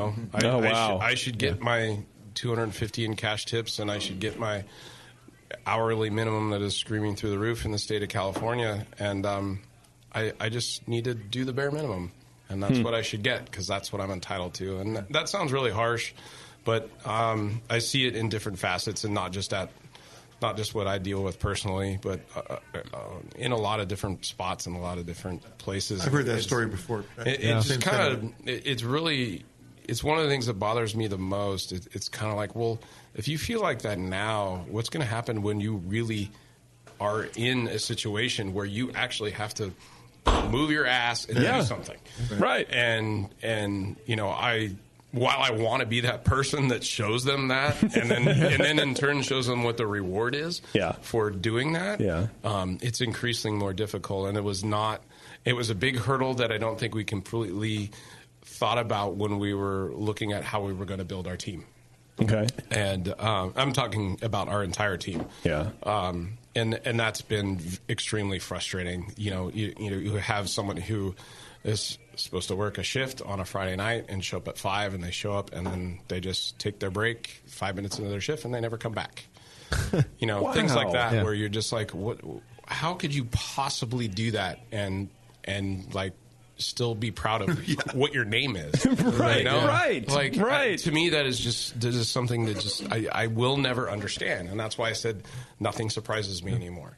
The things that they think that is acceptable, and is that you think you still have some integrity as a human being, like it's just mind-boggling. And so now I'm past that. Okay. And now I just, doesn't surprise me at all. So now we look at the people, we pay way more attention to what we're doing when we hire people and the way we hire people, the system that we have and references that we check and everything else. And, you're still not going to win them all. But at the same time, the people that we're also realizing that the people that we see have the potential and have that, have some integrity and work ethic, we spend time on, we cultivate, we offer more to, we incentivize, and that's just what we found that in the short time that we've been alive is what we need to do to get what we want out of what we want to present to the people that come into our brewery and restaurant. Excellent. So there are millennials worth employing out there? There is, yeah. Great. Yeah. I have some amazing employees that are 21, 22, 23, 24 years old, and I'm amazed because I look at them and I compare them with some of the others that are just literally just waste. We're just waste. Yeah. That's too bad. It's disheartening. Yeah, in a way, because that's our future. I mean, I'm not 21 anymore, and these are people who can run the country, Warren. It was devastating finding out that I'm a millennial. Yeah, knowing that's what now I'm associated with. I had to take the knife away from Bev. Right. Apparently, 82 Oh is the cutoff. Yeah, which I don't really think is true. Like, that's... No, you don't feel like you're really entitled to anything. Right. Yeah. Clearly, as a millennial, you're entitled to your own generation. Yeah, actually, Bev has the opposite problem. She doesn't think she's entitled to shit. I've been trained well. Right. Hey, Bev, do the sure. I don't have I don't have my own time. It's fine. I don't have a life. It's all right. As we wrap up, Jeff, so, we've been broadcasting the GABF Awards for a few years now. And, every time I'm sitting in the chat room and every time people go, oh, hey, play the Find the Jeff Bagby game because you got the party pants on. Where's Waldo? Right. Explain the party pants thing. This is like the number one question that I would have to ask for you for sure. Wow, yeah, well, okay. Because that's Jeff right there. Yeah, man. What are they, first of all? Oh, what are they? First, just really extremely loud, usually plaid variety of pants. Sometimes some other prints, but usually like legitimately old pants that were probably made in the 60s, 70s, or maybe early 80s. Yeah. That it really stems from high school. A bunch of my friends used to go around dressed like full, coats and vests and pants. Oh, geez, like three-piece action. Yeah, nice. Just go out and just kind of be morons. And did you ever see those people, Doc? You ever see them? Him and his friends running around SoCal? Pants. What are you talking about? Yeah, because I feel like you would remember that. Yeah. Like there was a mob of kids dressed like dental leisure equipment salesmen. Dental equipment salesmen are weird people. They really are. Anyway, yeah, I can imagine. Yeah. Anyway, no, it was that. That's where it kind of spawned from. It was just like a party kind of thing. So we're like, you gotta have your party pants on. And the GABF thing, I don't really know why I started doing that. Maybe it even became parts superstitious at some point. With those few years there. Yeah. But when you run. But it was just fun. It was just a way to kind of make that more of a fun event, and especially in 2010 and 2011, to see the rest of our crew, unbeknownst to myself, just jumped in, and they all had them on. Oh, that's so cool! That was huge. I'll never forget that. That was to me, that was like, boom, our team's solidified. Yeah, like to see that happen and see people that I never thought would do that. Yeah. Do that. Really? There was not a single person that worked for Pizza Port, save maybe our owners, that did it. And it was just so cool to see. It was just like, wow, what happened? And everybody was just kind of like giddy about it and happy. And it's like, holy cow, this really worked. So, Yeah, that was one of these. And they didn't have to say anything; they just did it. They just did it, yeah. And you made a difference, bro. That's really cool. It made meant so much to me to see that. So now I still do it on my own. I still try to find a new pair every year. Yeah. Jay Brooks is one. He's got several pictures of me wearing them, and he one year he asked me, he was like, I'm still trying to find you wearing the same pair from a previous year. So I was like, challenge. Now I really do have to find a new pair. Yes. And being my size... Yeah. You're a tall dude, man. I think you might be taller than me, and I'm 6'5". You might have to have them custom made, man. Yeah, it's not easy to find. And like I said, I like the short panty. I like the originals. I like finding that rough polyester. Mm-hmm. Yeah, man. So. Yeah, there's some uniform companies out there that make like band uniforms, and I'm sure you could get an unlimited supply of plaids. There's also like Loudmouth Golf. Golf. Oh, sure, yeah. Yeah, they have a ton of really cool prints. I got a couple of their things, but it's not the same. Don't give your secrets out, man. The plaids, you got to go on the vintage sites and do measuring. And I can't imagine as I get older, my waist gets longer, and I have my torso is so long, and my legs compared to my I'm tall, but I got a lot of torso going on, which doesn't really work for pants back then. You can have a custom fabric made. It's not that expensive.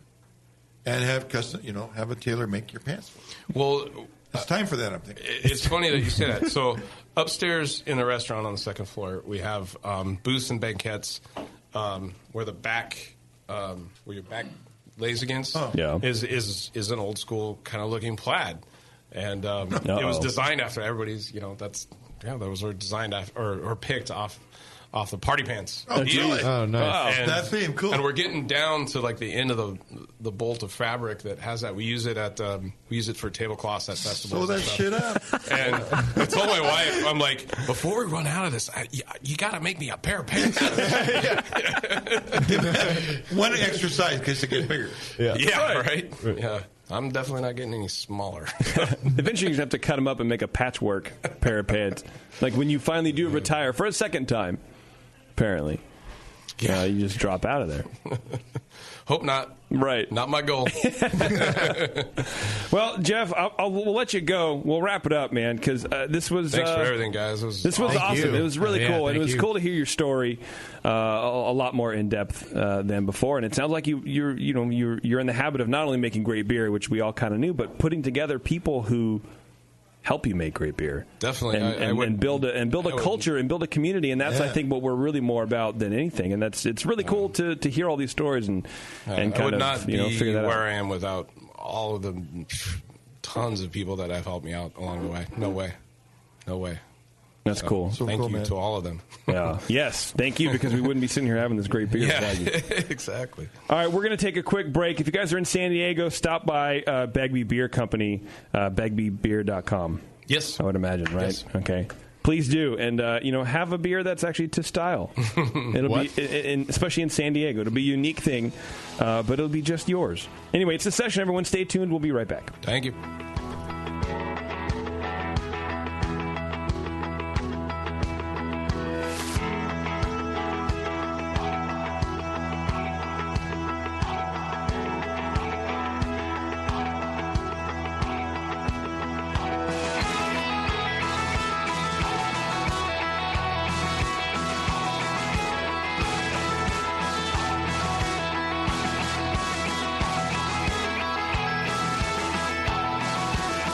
You're listening to the Brewcasters on the Brewing Network.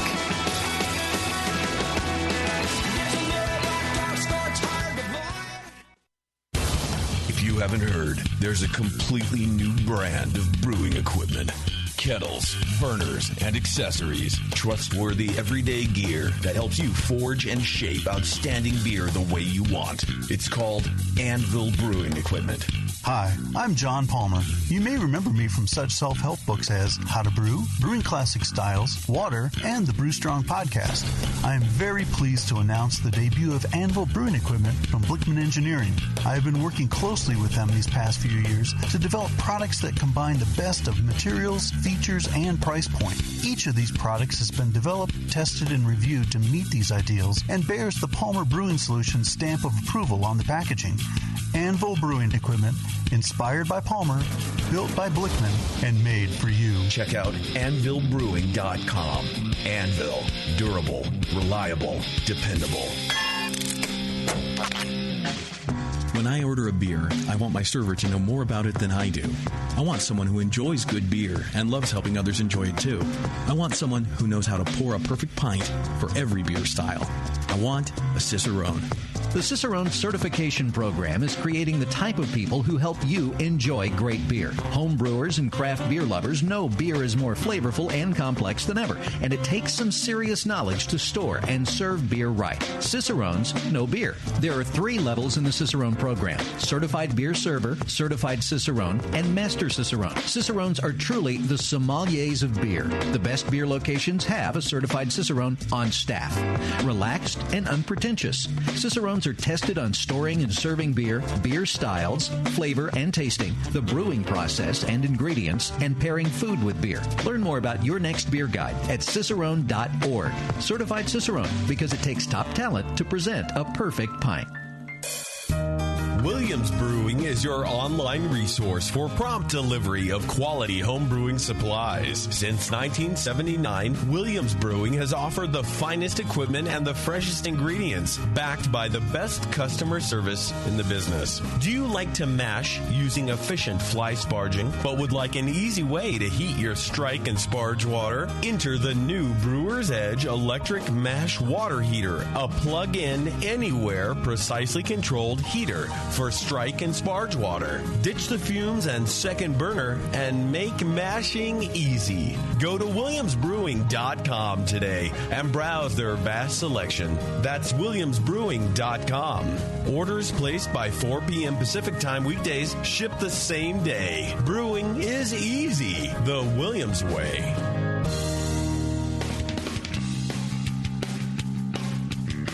Hey, my brewing brothers and sisters. This is Jamel Zainashev, and I want to tell you about Heretic Evil Twin. You might be familiar with my homebrew recipe, which uses massive late hopping to create a balance between the malty sweet and the hoppy bitter, along with an outrageous malt and hop character. I wanted a beer with the same bold hop and malt character, so we played around with the homebrew recipe until we were able to make a great commercial version too. We've created a beer rich in malt character, full of caramel, toast, biscuit, and an ever so subtle roast note. On top of that, we piled in an insane amount of Citra and Columbus hops at the end of the boil, as well as in dry hopping. This damn-the-cost approach to hopping gives Heretic's Evil Twin a great blast of citrus and tropical fruit that can't be matched by any other hop. The result is a bold, malty, hoppy, but easy drinking beer. This is our top seller, our flagship beer, and I couldn't be prouder of it. Cheers. To find Heretic beers near you, click on Find Some at hereticbrewing.com. Segmented, demented, fermented. It's the session.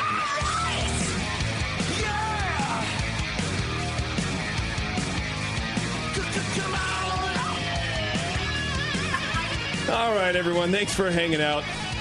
Got a couple of more things to do. Got some Twitter game to deal with. So got some beer news to deal with. Then we're going to split because Doc's fading fast. Oh, fading fast. We don't actually want to enjoy it. We just have to deal with it. I didn't sleep a lot last night. Uh-oh. That's too bad. You know what's better than sleep, Doc? The California Craft Beer Summit is back. Woo! That's a segue right there. Thank you. Yeah. Join us for 3 days of beer tasting and education, followed by the largest craft beer fest in the state, featuring over 160 craft breweries. How many?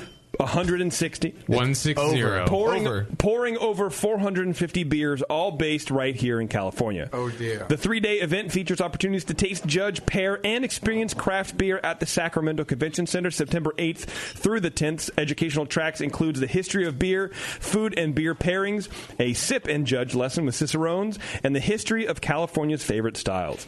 An entire educational track dedicated to the art of homebrew has been added to this year's summit, including how to go off-recipe recipe, how to start home brewing, and how to taste different beer styles. Plus, on the Expo Hall floor, homebrew clubs will be demonstrating live. So, look, if you guys got that one or two friends who haven't homebrewed before, don't know what it's about, and haven't made it to your house, bring them to the California Craft Beer Summit, and they can learn from themselves. They can check it out. They can take a class. That'd be pretty cool. Makes all the difference. Makes all the difference. You can purchase festival tickets today. Take advantage of our 25% off early bird ticket price. Offer ends June 30th. You can check out the full schedule of speakers, educational seminars, ticket options, and list of California breweries pouring at www.cacraftbeersummit.com. And next week, I believe, which is the 27th, we're going to be giving away a pair of tickets to the fest. So tune in to that show to figure out how. Ooh, a cliffhanger. Yeah, nice. A little cliffhanger, yeah. Those of you who know the cliffhangers because we don't know yet. No. Let us know what you want us to do. Right. Give it away. Right, for sure. That's the next Twitter game. Right. A couple questions, or a couple of beer news spots here for you guys. I thought this was pretty interesting. Apparently, science has declared there is now a world's perfect beer glass. Oh, wait, what? How do you define this in the terms of parameters? You know? Well, that's a great question, and I don't have all the details, Nathan, but apparently Cobra, which is a Molson Coors brand, claims it has just developed the world's perfect beer glass. Wait. This is like King Cobra? Right, that's what I thought. King Cobra just... I don't even know who makes that brand. I'm just joking. Right? Neither do I. I don't know. It might be Molson Coors. It's not King Cobra. It's just Cobra. It's just Cobra. I think they're dropping the whole... Cobra. Like Cobra like Commander? Defining evil? Maybe. The Cobra Smooth Pour Glass, a.k.a. the world's perfect beer glass, was developed with hydrodynamics and fluid mechanics specialists from Birmingham University and Imperial College, and was co-designed by Karamamara, a London-based agency who said the glass is, quote, the biggest breakthrough in pouring since gravity. Wow. I'm sorry, what? Not trying to overstate anything. Wow. Here, right. You know. The agency says the glass has a unique channel in the interior fascia. Fascia. There you go. Fascia. Yeah. See, fascia. Right. Yeah. Allowing the liquid to flow smoothly around the glass to the base, creating a whirlpool effect, releasing flavor and aroma, and creating the perfect head, all in order to bring the beer. Wait. Yes. The glass has like a kind of contour inside of it. Yeah, there's like a GIF on this website. Cobra looks like a Middle Eastern beer with all the Thailand. Anyway, and it's like there's like a channel, and it's like a coiled cobra ready to strike at you. It is while it's pouring down the side of the glass. I get it. Didn't Miller have like a rifled bottleneck? Yeah, on for fast pouring. But I thought that was for flavor too. Like they were this will make your beer experience. Come on, Warren, it's everything. It swirls the flavor as it's coming into your mouth. Yeah. It is coming. It's coming. Speaking of Budweiser. Budweiser's being sued for allegedly using Native American tribe logo to sell beer. Wait, what? I thought they were calling their beer America. No. That's a different thing. So Budweiser's being accused of ripping off the trademarked logo and slogan of the Lumbee tribe of North Carolina and using both to hawk its products throughout the state. A lawsuit filed in federal court this week accused both AB InBev and R.A. Jeffries Distributing Company of the blatant and ongoing use of the logo and slogan in banners placed above beer coolers in North Carolina convenience stores. According to the suit, Budweiser began using the tribe's logo as early as 2004. The tribe's heritage, pride, and strength slogan can be seen on banners marketing Budweiser products beginning in July 2015. I mean, what a smack in the face. Wait, I have not. So this isn't the standard Bud logo, but it's maybe something that was developed for that region, I guess. Yes, a regional thing. The use of both the slogan and the logo say the tribe, quote, creates the false impression that the Lumbee tribe is affiliated, connected, or associated with Budweiser in any way. Those guys are like, wait a minute. Here, hold on. It's not an ancient Indian tribe symbol. then? Because you said they've been using it since 2004 or something like that? Budweiser began using the Tribe's logo as early as 2004. Oh, that's when Budweiser. I was just going to say, here, let's show you this cave or like this rock that it's. Right. Who used it first, Budweiser? Yeah. Get John from Beer Law Center on the fucking phone right now. I feel like it'd be easy to prove who used it first. Yeah. The suit also notes that many members of the tribe find this offensive because alcohol abuse is often associated with the Native American culture. Wow, yikes. Wow. That was Bud's like, well, here's a few cases. No, never mind. This is not what we want here. That was all kinds of bad. In a statement, AB InBev said the banners were the work of wholesaler R.A. Jeffries and were made without the involvement of Anheuser-Busch. They say, our wholesalers often implement local marketing efforts on behalf of our brands. The wholesaler responsible for these signs removed them shortly after a complaint was brought to its attention and has since expressed its regrets. We need the caller from earlier. You're a liar. I think you're a liar. R.A. Jeffries released its own statement saying the banners it created were meant to honor the rich heritage of the Lumbee tribe and confirms they were made without the knowledge of Of course you're going to confirm that, right? You got to honor. Yeah, must have honor. Honor for sales or something. Yeah. Speaking of dishonor. It's better than a great dishonor. Buried at the end of a promotional podcast, blah, blah, blah, blah, blah. Goose Island's brewmaster offered a further, though brief, admission. 2 more Bourbon County beers are showing signs of infection, of contamination. I don't know if you guys remember, like in January, they came out and said like 2 or 3 beers were contaminated. Had like not a specific contamination listed, but something that they didn't intend, I guess, right? Yes, They exactly didn't say right. bread, they didn't say lacto, they didn't say keto, nothing like that. There's something that they're trying to sort out. Yeah. That was only in January? That wasn't longer I think so. ago? It may be. I don't know. Along with the Bourbon County coffee and barley wine variants that Goose Island recalled in January, some of the company's Bourbon County brand stout and proprietor's Bourbon County brand stout have shown evidence of souring, likely because of bacteria. The scope of the more recent infections is probably not as broad as what tainted Bourbon County coffee and barley wine. The acknowledgement of off flavors in 4 of last year's 6 Bourbon County releases marks an even broader snag for the most famous brand from Chicago's oldest brewery. I just appreciate that they're not. Well, 4 out of 6 is pretty good. I appreciate that they're not pasteurizing it all because I think the pasteurization does affect the flavor. Well, now they have an incentive to, So. Well, now they do, but I appreciate that they were at least trying to maintain not doing that. Yeah. After the buyout.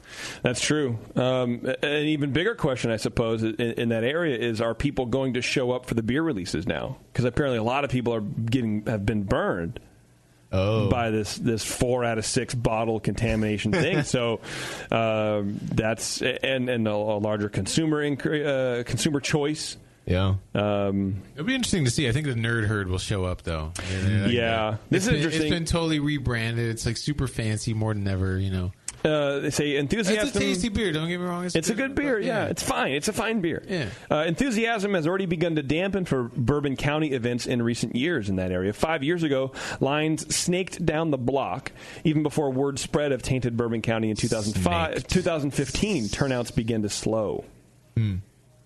I mean, I wonder if it might be some pressure in order to maximize the volume, that they're just don't dump any barrel. Yeah, so they're not testing individual barrels. That's a good point, Warren. Because I would think if they're tasting the individual barrels, if they're leaving it in the barrel for any amount of time, you'd be able to notice, like, okay, there's something a little sour in this barrel, so don't add it in. But if someone's just saying, no, blend it all.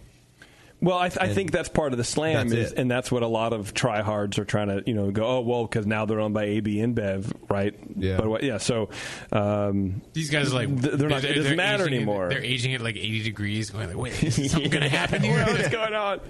And then last but not least, in good old beer news, the brewmaster at Stone Brewing, our close personal friend Mitch Steele, our buddy Mitch Steele, who literally wrote the book on how to brew IPAs, will be leaving Stone after 10 years with the company. He began in 2006, in addition to helping the company transition out of its former brewing facility in San Marcos and into its current brewery in Escondido.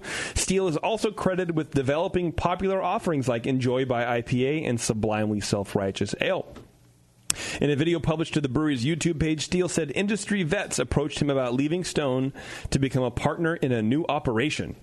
An opportunity like this may not ever come again, he said, and it was just something that I thought if I didn't give this a shot, I'd regret it for the rest of my life. That's a big statement. Wow, yeah. That's a huge statement from That's this a big guy. deal. Yeah, it's Yeah. a huge deal. Yeah, man, wow. Mitch is great and a really cool, chill guy. He's not the kind of guy who would say that just to say it. Like, he means it. Right. Yeah. He totally means it. And so I reached out to him today on Facebook when I just thought about it, actually. And he couldn't come on the show tonight, but he's going to be on the show tomorrow. Or not tomorrow. Oh, man, I thought next, maybe that's next why week. like, you have a blinking light here. That would have been good. Like, blow some news. Like, no. He's going to go low-key about this one. He's going to be low-key. But his next one's going to be great, but we'll have to wait, right? We'll have to wait. He told me that he's going to have more information mid-late July. Oh, cool. That's soon. Yeah, but he's coming on the show briefly next Monday. Nice. I think High Water is on, and so we'll talk to him in the beginning of the show just to wrap a little bit about what happened and where he's going and just kind of get a little more He about wants it. to talk a little bit about it, but not too much, maybe. We'll Exactly, see. right. Yeah, totally. No additional details about his new venture were available.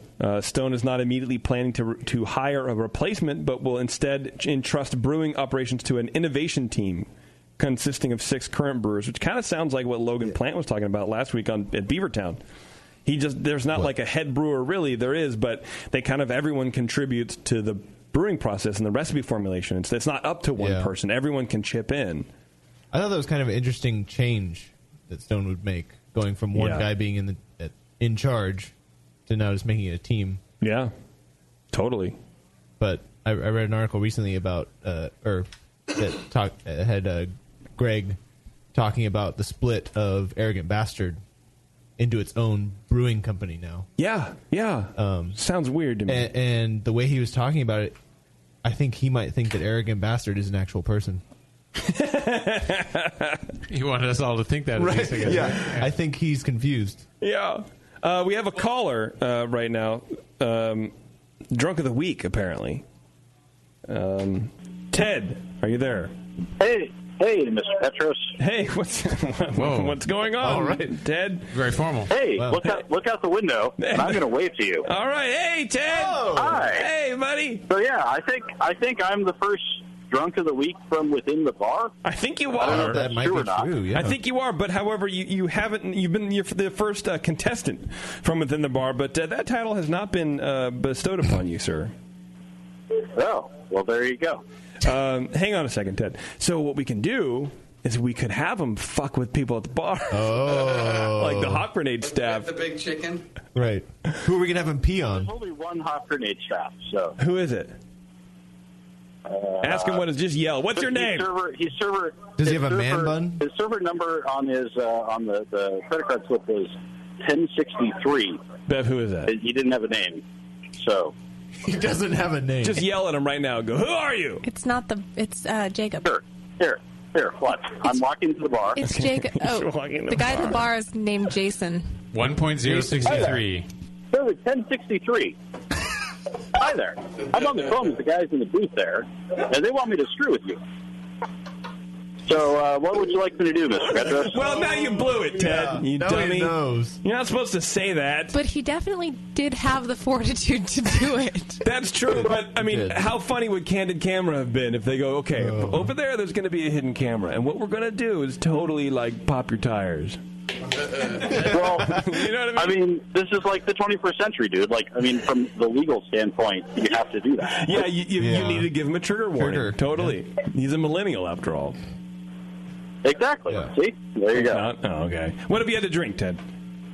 I have only been drinking booze from Mr. Bagby.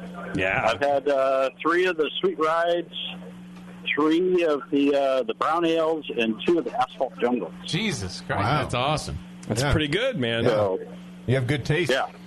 God, I'm not drunk, but I'm definitely inebriated. So there you go. Inebriated. Well, okay. I mean, the title is Drunk of the Week. Right. Should we give it to for legal him? reasons, again, like I have to, like, at some point leave the bar, and it would be bad for you guys to have overserved me to the point where I was drunk, right? Well, that's true, but then I wonder if... Okay, he makes a valid point. It is a valid point, but so I've been watching a lot of The Good Wife. I don't know if anybody watches that show. It's a lawyer show. It's a very good show. And sure don't. I'm learning a lot about the law. So if you guys need an ad hoc lawyer, I'm your guy. I wouldn't have guessed that it's about law from the title. I know. That's just only one of the multi-layers of the show, Warren. I don't like being misled. Anyway. You read like Supreme Court proceedings when you're for fun. That's cool, Yes, though. totally. So here's my thing, right? Okay, so if we bestow the title of Drunk of the Week onto Ted, and then Ted isn't very drunk, but then gets in an accident, right? I wonder if we could be held liable or some sort of thing. No, Ted's completely sober. Yeah, sober of the week. Sober of the week. I don't know what to do right now. I don't know what to do. There right you now. go. It's a quandary. I will accept, for legal reasons, I will accept sober of the week. Okay. How's that? I will be the first sober of the week. Sober of the week, Brewery Network, right? You did great, Ted. Legal counsel would probably awesome. Ted. Thank you very much, Bestros. Y'all have a good night. Thanks, man. You too. That was cool. He opened the door for me a bunch of times when I was carrying in glassware. Oh, that's very It was nice very of nice. him. That is very nice of him. Okay, we did beer news. Let's do Twitter game, Warren. All right. Twitter game. Let's do the Twitter game. Let's do it. I'm going to do the Twitter game right now. I feel like I talk about the Twitter game. Is it brought to us by somebody? The Twitter game. The Twitter game brought to you by Wine and Hop Shop. Twitter game. That's the Twitter game. They brought us the titters? Yeah, Wine and Hop Shop bringing you the finest Twitter game ever. All right, so Twitter game. It's Twitter game. the original twat was Twitter game. It's Father's Day, or it was. Yeah, it's Father's Day. So we needed some fatherly advice for those potentially about to enter fatherhood. Oh, shit. How many of them say don't do it? Well, it's more, they don't say it outright, but you might be able to infer that there's a few. All right, go ahead. Conrad says, invest in a Pico Brew system because ain't nobody got time for that home brewing. It's true. It is. That's true. Time consuming. Sean says, take up smoking so no one can get suspicious if you run out to get a pack of cigarettes. And never come back. Yeah, the store is closed. Okay. Let's see. MN Dust Clouds says, pull out. Okay. To the point. Doesn't work. It does. Well, Bev. Never mind. Sean SHAUN goes a step further and just says vasectomy. Also, maybe not effective. Right, yeah, not 100% effective, but more so than pulling out, probably.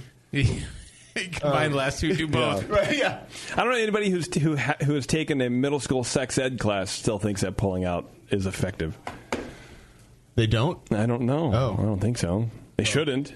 No, they're stupid. Yeah, it's the 21st century. Yeah. Pinta Dink says, the pain only lasts 18 years. It's fine. Just fine. Okay. Matt Double H says, consider which you love more. Number 1, poop and screaming. Or number 2, silence and money. Who said that? Pete the Dink. Or no, that's Matt HH. Okay. And that's exactly the decision I'm trying to decide between. Okay. And then Blobberglop gives us some Canadian wisdom. Oh, shit. And just says, up the bum, no babies. Up the bum, no babies. Yeah. Let's see. Graham, with an E at the end, says, savor your alone time.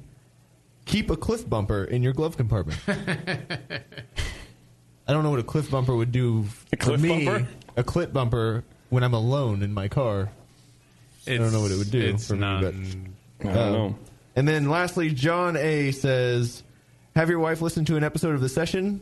The desire to procreate will be gone forever. That's not nice. I'm not going to put that down. That's very mean. Are you kidding me? That's my favorite. Should be taking a nap. My like wife's no this dummy. man. she refuses to listen for that very reason. Right. I think. Right. So John A. loses because that doesn't help. I needed a trigger warning for that, for that last tweet. So the 4 that I had was Conrad, something about a Pico Brew system. Sean, take up smoking. Pete, Dink about pain, and Matt with silence and money.